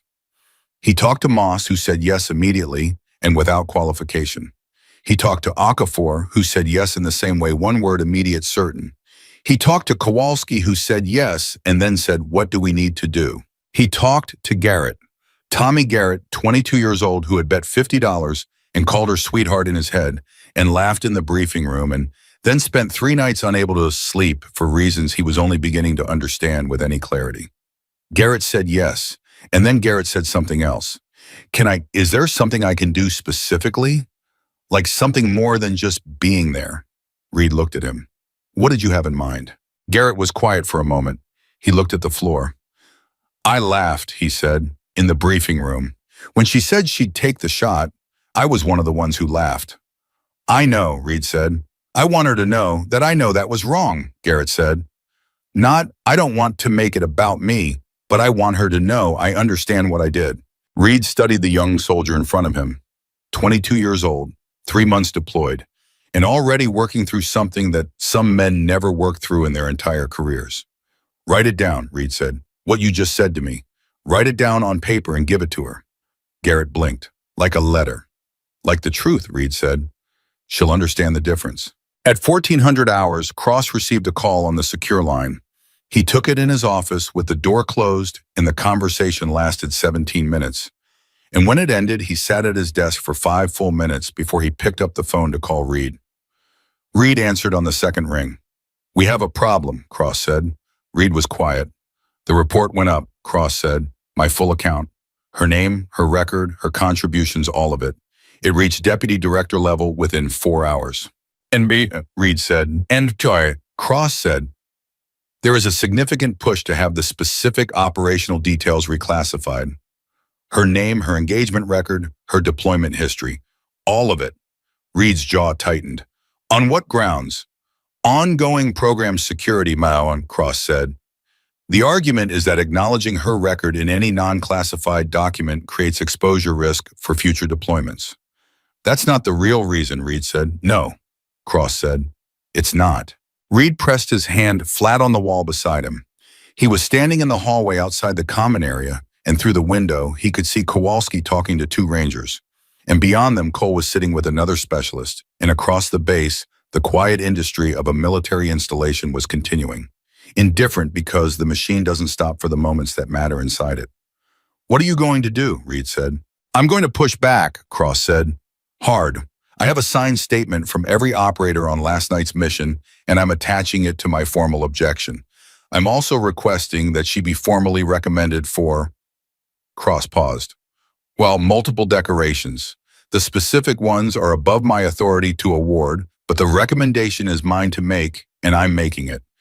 Reed was quiet for a moment. Then does she know? Not yet, Cross said. I wanted to tell you first. Why? Because Cross said when I tell her I want her to know that this isn't just me. I want her to know that the people in that room with her last night are standing behind the recommendation, that it's not a commander doing paperwork, that it's the people who were there. Reed understood exactly what Cross was asking. Give me an hour, Reed said. He had the signed statements from every operator on FOB Rhino who had direct knowledge of the operation within 55 minutes. Not because he pressured anyone, not because he invoked rank or obligation, but because when he went to each person and explained what Cross was trying to do and what was being pushed back against, the response was immediate and consistent and without exception. Moss signed it without reading the full statement. I already know what it says, he said. It says she did her job better than anyone we've ever seen. That's true. Where do I sign? Webb signed it and then said, what else do we need to do? Is there something beyond this? Okafor read the entire statement made, one suggested revision to a single sentence for precision purposes, then signed it and handed it back to Reed without comment. The revision was accurate and Reed incorporated it.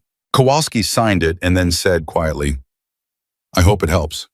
It will, Reed said. It's a lot of names. It should be more names, Kowalski said. Cole signed it. Garrett signed it. His handwriting was slightly uneven, the way handwriting gets. When the hand doing the writing is feeling something strongly, and he pressed the pen a little harder than necessary, which left a slightly deeper impression on the page, and Reed noticed that and said nothing, because some things are communicated better by not being commented on.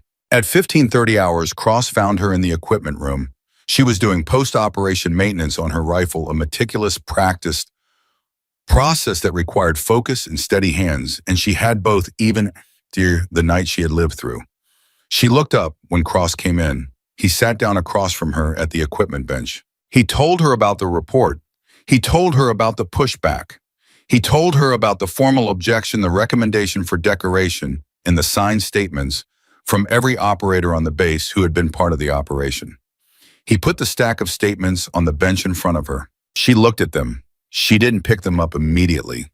She looked at the stack of papers and the list of signatures visible on the top page, and something happened in her face that was very quiet and very significant. The kind of change that happens below the surface and only shows in small things, a slight shift in the set of her jaw, a brief tension around the eyes that wasn't there before. They'll redact it anyway, she said. Her voice was steady. It was a statement of fact based on 11 years of accumulated experience with what happened to her name in official documents. Maybe, Cross said. Probably, parts of it. He paused. But this, he touched the stack of statements. This is a different thing. This is 31 people saying your name in a document that goes up the chain attached to a formal objection from a field commander. That's not nothing. She looked at him. It's not justice, he said. I know that. I'm not pretending it's justice, but it's a start. And it's real. And it's theirs. They did it because they wanted to, not because I ordered it. She looked back at the statements. A long moment. Then she put her hand on the stack of papers, not picking them up, just placing her hand on them. The way you place your hand on something that has weight you need to feel before you can fully believe it's real. 11 years, she said quietly. I know, Cross said. 26 operations. I know. She was quiet for a moment. When she looked up, her eyes were completely dry, completely clear, but something behind them was working through something enormous and doing it in the compressed, private way that people do when they have spent a long time being alone with things that were too heavy to carry easily. Tell them, she started, stopped, tried again. Tell them I read every one. You can tell them yourself, Cross said. They're not going anywhere for another 2 days. She looked at him. The mission debrief cycle requires all personnel to remain on base, Cross said, and there was something in his voice that was almost a slight curve at the corner. The suggestion of a man who had scheduled something with specific intent and was not going to explain the scheduling out loud. 48 more hours. She understood immediately. That's not standard protocol, she said. I'm the commander, he said. I have discretion. A pause. Okay, she said. Cross stood up. He picked up the stack of statements from the bench and put them back into the folder he'd brought them in. He was about to leave when she said his name. He turned. Colonel, she said. What you're doing, the report, the objection, the recommendation. She stopped. Something in her expression was working through the gap between what she wanted to say and what she knew how to say, and the gap was large enough that it took a moment. It matters, she finally said. I want you to know that I know it might not change anything, and I want you to know that it matters anyway. Cross held her gaze. It'll change something, he said. Maybe not the official record, not completely, but it'll change something. He paused. Things like this always do, slowly, and then faster than anyone expected. He left. She sat with her rifle in the quiet of the equipment room for a moment, and then she went back to work on the post-operation maintenance because the rifle needed to be done and she was not a person who left things incomplete. And the work of her hands gave her something to occupy the part of her that needed occupying, while the rest of her quietly slowly processed the weight of 31 signatures on a stack of papers placed on a bench in a room in a forward operating base in the mountains of Afghanistan. At 1700 hours, Tommy Garrett knocked on the door of her quarters. She opened it. He was standing in the hallway holding a folded piece of paper. He looked like a man who had talked himself into and out of doing this thing approximately 11 times in the past 4 hours, and was standing in the doorway on the 12th attempt, committed now no going back. He held out the paper. I wrote what I wanted to say, he said. Reed told me to write it. He stopped. I think I said it better on paper than I would have out loud. She took the paper. She looked at it. She looked at him. I don't need this, she said. And the way she said it was not cold, not dismissive, but direct in the specific way she was always direct, meaning exactly what she said and nothing else. I don't need you to. I know, he said. That's not why I wrote it. I wrote it because I needed to say it, because what I did was wrong and I'm 22 and I need to understand that now while I still have time to be different. He paused. You don't have to read it, but I needed you to have it. She looked at him for a long moment. At 22, at the earnest weight of him standing in the hallway at the specific form of moral courage, required to knock on that door and hold out that piece of paper. Thank you, Tommy, she said. He blinked. She had used his first name. You know I read your file, she said, before I came. Garrett stood there for a second. Then slowly the specific kind of expression crossed his face. Not a smile exactly, but the thing that comes just before one. The quiet internal recognition of something that you will carry with you for a long time. Something that will come back to you at moments you don't expect in places far from a hallway in Afghanistan and remind you of who you were trying to become when you were 22 years old. Okay, he said. Okay, good night. Good night, she said, and closed the door. She unfolded the paper. She read it. She folded it again carefully and put it in the front pocket of the canvas bag. Not in the equipment, not with the official documents. In the personal pocket with the small number of things she carried that were not operational. Outside the base, the mountains went on forever in every direction, enormous and indifferent, the same mountains they had always been.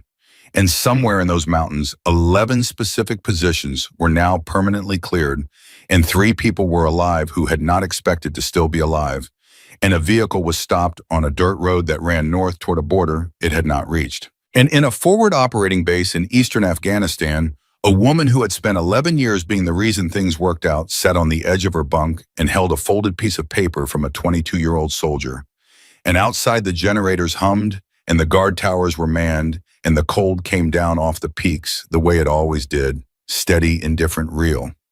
She was 34 years old. She had been doing this since she was 23. And for the first time in 11 years, she had been here long enough in one place with people who stayed still long enough to see her. Not the shot, not the outcome, not the classified designation in a document with her name removed, but her, the actual person, the one who packed the kit and carried it up the ridgeline and lay in the freezing dark alone and did the thing that kept people alive. For the first time in 11 years, she had been seen. And it turned out that mattered. It turned out it mattered enormously. The generators hummed. The mountains held the dark. An FOB rhino in its way, in the imperfect and complicated and genuine way that human beings make sense of things they did not expect, began to understand what it had had in its presence for 3 days and what it had almost missed. The 48 hours that Cross had engineered into the schedule did not feel like a delay to the men of FOB rhino. They felt like something else entirely, something without a clean military term for it. Something closer to what happens when a group of people have been through an experience together that has permanently altered their understanding of something important. And they are not yet ready to disperse back into the separate currents of their individual lives without acknowledging what happened between them. It was 800 hours on Thursday morning when Reed knocked on her door. She opened it immediately, which told him she had been awake for a while. Mess hall, he said. Everyone's there, Cross included. She looked at him. Everyone. Everyone who was on the operation, he said, and a few others. She grabbed her jacket from the hook beside the door. She didn't ask why. She had learned in 3 days at FOB Rhino that when Reed said something was worth going to, it was worth going to. The mess hall was not the mess hall she had eaten 2 silent meals in during the first 24 hours on the base. It was the same room, the same tables, the same institutional walls, and fluorescent lights and smell of coffee that had been sitting too long. But the people in it had changed, and when people change, rooms change with them. Every operator from the operation was there. 12 men plus Cross, plus Reed, plus Kowalski, plus Cole, plus Garrett, plus 3 other personnel who had been on the base during the operation and had not been part of it, but had been part of everything surrounding it in ways that mattered. Nobody had arranged the seating in any formal way. People had just gathered, the way people gather around something that matters without needing to be told to. She walked in. The conversation that had been running at moderate volume dropped to nothing. Not with ceremony, not with dramatic intent, just the natural quieting that happens when someone enters a room and the room recognizes them. Cross gestured to the seat beside him. She sat down. And for the next 2 hours, something happened at FOB Rhino that would not appear in any official document, would not be referenced in any mission report, would not be classified or redacted or officially acknowledged in any form, but would be remembered by every person in that room for the rest of their lives with a clarity and a weight that the things in the official documents would never quite achieve. They talked. Not about the mission, not primarily. They talked about the years, about the gap between what happens and what gets recorded, about the specific loneliness of doing important things that no one is allowed to know you did, about the way the military, the institution that all of them had given significant portions of their lives to, that most of them genuinely loved in the complicated way. You love something that has cost you something, sometimes failed the people inside it in ways that were not dramatic or visible, but were steady and cumulative and real. Moss started it. He set down his coffee cup and looked at her across the table and said, I want to know something, and you don't have to answer if you don't want to, but I want to know what it was like the first time, the first operation where you did the bomb and nobody knew. The table was quiet. She looked at Moss. She considered the question. The real question, under the question, which was not about operational details, but about the interior experience of a person doing something significant in complete anonymity. The first time, she said slowly, I told myself it didn't matter, that the outcome was what mattered, the people who came home. She paused, and that was true. It is true. Another pause longer, but true things can also be incomplete. And I was 23 years old, and I was alone on a ridgeline in Iraq, and I had just done something that I knew had saved lives, and when I came back in, nobody looked at me any differently than they had when I left. She looked at the table. You learn to carry that, but the carrying does something to you over time. It takes up space. The room was very still. What kind of space? Garrett asked. He said it quietly, genuinely, with the specific hunger of a young person trying to understand something important before it's too late to understand it correctly. She looked at him. The space you might have used for other things, she said, trust, openness, the part of yourself that believes other people's recognition of you matters. She paused. You start to compress that part. Tell yourself you don't need it. And the compression works. It does the job it's supposed to do, but it has a cost. Webb said, was there a moment where you thought about stopping? She was quiet for a moment. An honest quiet, not evasion. Once, she said, after the 14th operation, a mission in Syria, it went well the way they all went well because the alternative was unacceptable to me. But afterward, I was in a debrief, and the officer running it had a board with photographs of the operational outcomes. And there was a category on the board labeled Key Resources Deployed, and my designation was listed there. She paused. Not my name, my designation. A code. Next to photographs of people who were alive because of what I had done. She looked at her hands. I sat in that room and I thought if it stopped in tomorrow, would anyone actually know? Not that the mission outcomes would change because I would be replaced, but would anyone know that a specific person had sat in that chair and done this work and that the person in the chair had a name? She stopped. That was the moment where it got hard. Cross, who had been listening without speaking, said quietly, "What kept you going?" She looked at him directly. "The next mission," she said simply. "There was always a next mission, and people in the next mission who needed what I could do. And I could not, am not capable of knowing that someone needs what I can do and deciding not to do it because the institution isn't acknowledging me correctly." She paused. "That's not strength. I want to be clear about that. It's not some noble quality. It's just the way I'm built. I cannot leave a problem unsolved when I have the capacity to solve it." Reed, who had been quiet for a long time, said, "That's exactly what strength looks like, Alex." She looked at him. "The thing you were describing," Reed said, "the inability to walk away when someone needs you, even when the system around you is failing you completely. That's not a personality quirk. That's character. And it's rare. And this room knows it's rare because we've all met people who didn't have it, and we've seen what happens when they make different choices." The table absorbed that. Kowalski had been sitting at the far end of the table for the past hour, drinking coffee, saying almost nothing. He had been working up to something, and everyone near him could feel it, the specific preparation of a man who knows what he needs to say and is building the interior architecture required to say it correctly. He set down his cup. "I need to say something to this room," he said. "Not just to her, to all of you." Everyone looked at him. "What I did when she arrived," he said, "the clipboard, the things I said, I've apologized to her privately, but I did it in front of people, and I need to account for it in front of people." He looked around the table. His voice was steady, but it was costing him something. You could hear it in the slight tightening of the words. "I made a judgment in about 4 seconds.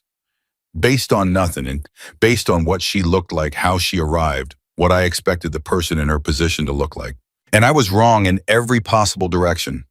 Not just wrong about her, wrong about how I think, wrong about what I used to evaluate people." He paused. "I'm not going to be that wrong again." The silence that followed was the kind that comes after something honest has been said. Not comfortable, not uncomfortable, just real. Moss said same, Webb said same. Several others nodded. And Cross said, "That's the lesson.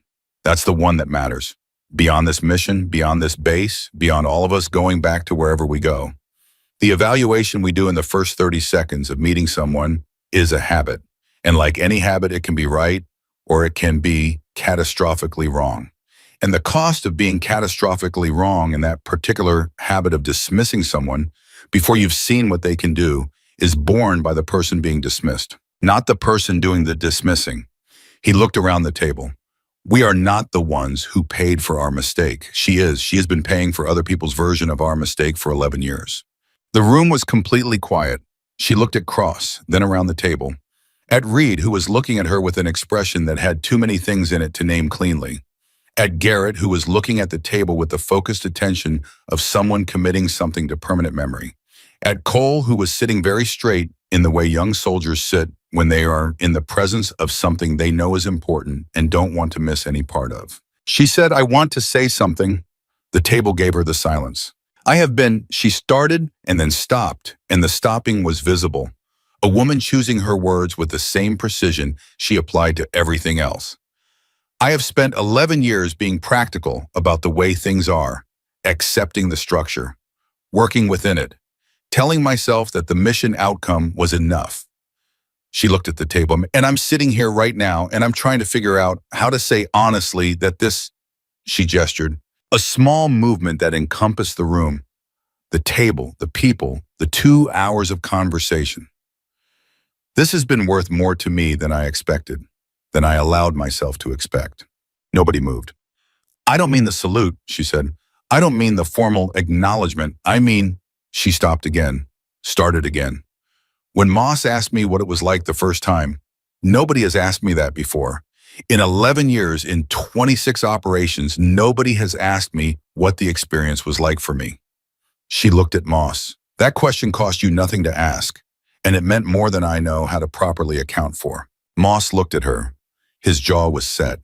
His eyes were doing something that a SEAL operator with his record would not have described out loud, but that everyone in the room could see clearly. "Then I should have asked it sooner," he said. "Everybody should have asked it sooner." At 1100 hours, the gathering in the mess hall ended the way it had begun.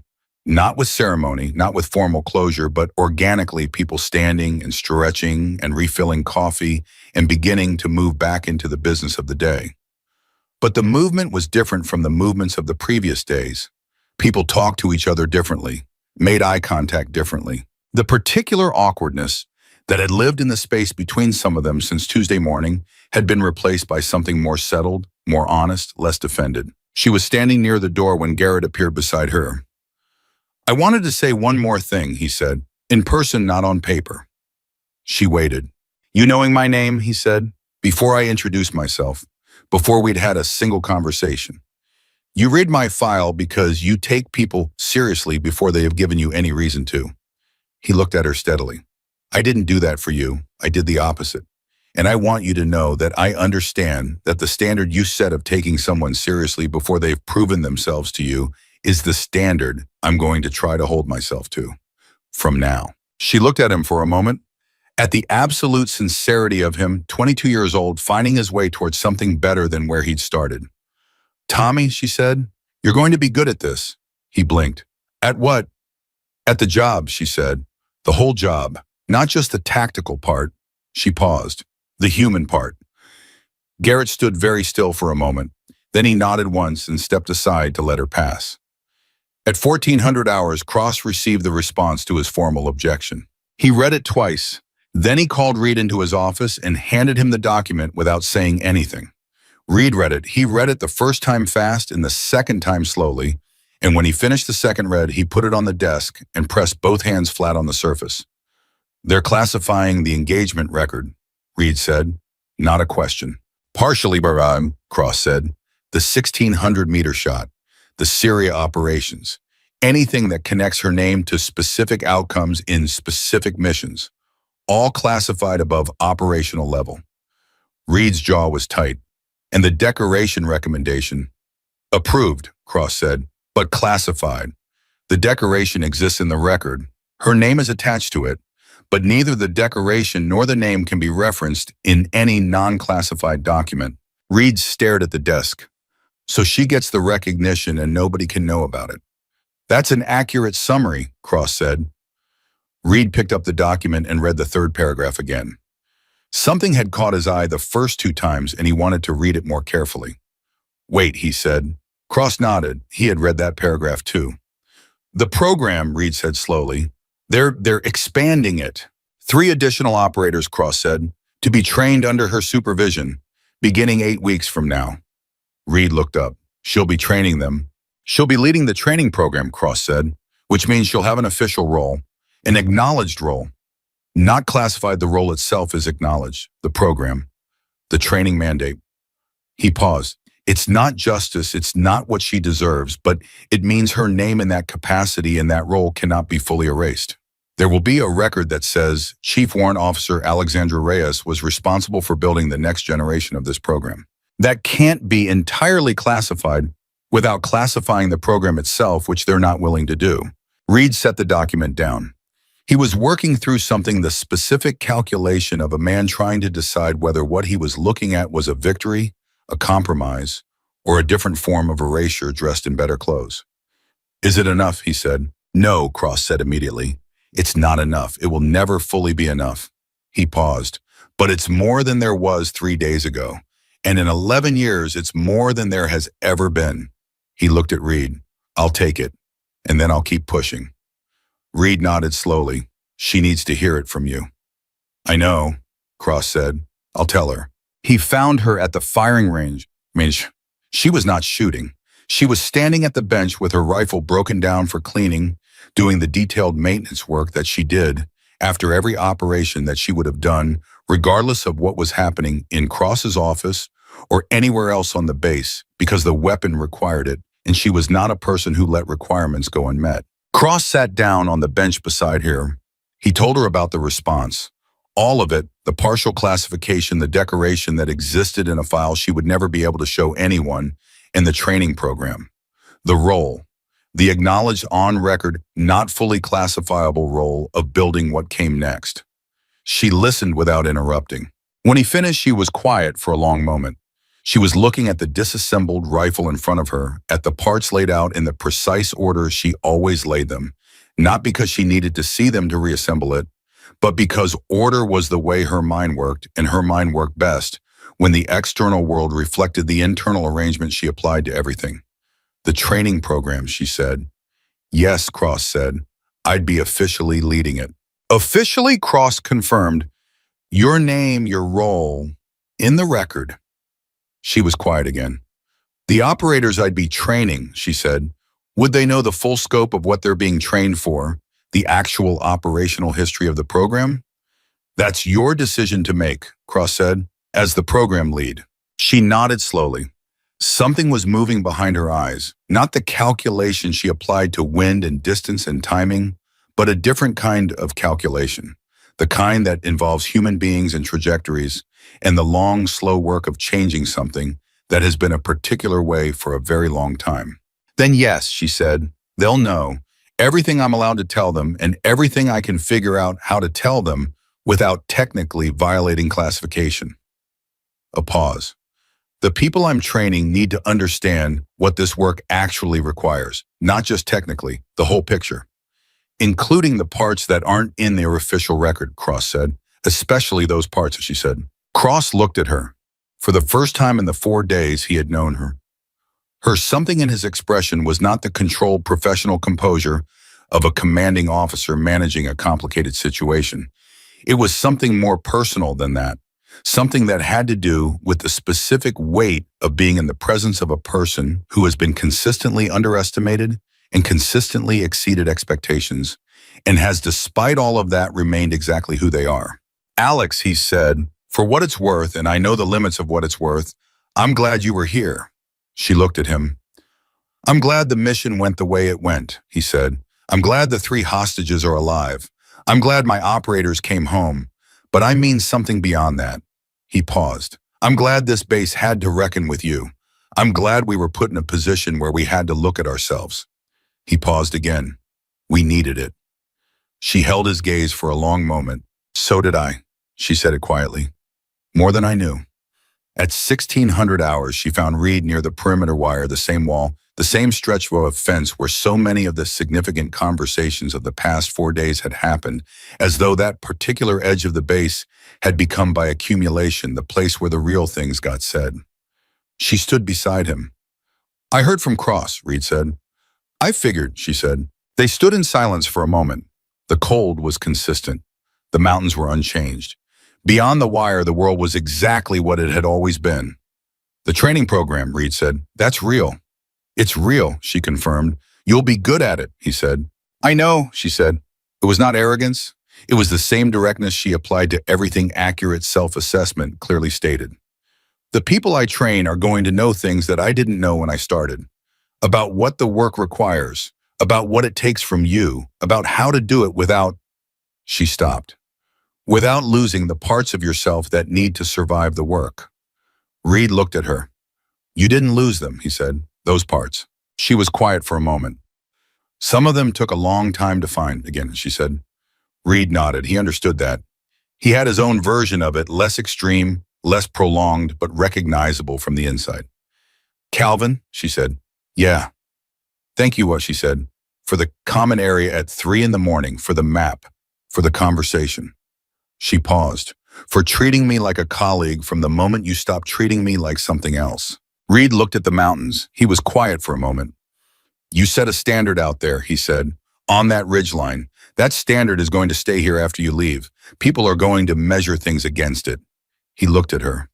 That's not nothing. No, she said, it's not. They stood together for another minute. The wind moved between them. Above the mountains, the cloud cover was finally beginning to break thin. Places appearing pale light pushing through in columns that hit the ground far away in the valley where they couldn't quite reach. You leave tomorrow, Reed said. Oh, 600, she confirmed. I'll be at the gate, he said. She looked at him. Not for ceremony, he said quickly. Just I'll be there. She nodded. Okay, she said. At 0545 hours on Friday morning, FOB Rhino was running on pre-dawn operations tempo. The base moving through its early routines with the automatic efficiency of a place that doesn't stop for individual departures. The helicopter that would take her to Bagram was scheduled for 0610. The morning was cold and dark, and the mountains were present in the way they always were, enormous and different, permanent. She came through the door of the accommodation block at 0548 with her rifle case over one shoulder and her canvas bag over the other, and she walked toward the gate with the same quiet, purposeful walk she'd had when she arrived 4 days ago. But the walk that had read as out of place, as wrong, somehow when she came in through that gate now read as exactly what it was. The walk of a person who knew precisely where they were going and had done this enough times that the weight of everything they carried had been integrated rather than felt. She stopped, because standing at the gate were not one or two people. Reed was there, so was Cross, so was Webb and Moss and Okafor and Cole and Garrett and Kowalski, and behind them in the pre-dawn dark, arranged in the particular organic formation of people who have chosen to be somewhere rather than been ordered. There were 31 operators and base personnel who had gotten up in the dark on a cold Friday morning because they wanted to be at a gate at 0548, not for ceremony, not because rank required it, because they had spent 4 days learning something about what it meant to see someone clearly, and they were not willing to let her leave without demonstrating that the lesson had landed. She stood at the edge of the formation and looked at them, all of them, the faces she had memorized from the files before she arrived, and the people those faces had become over 4 days more complicated and more real, and more worth knowing than any file had been able to contain. Garrett was standing at the back.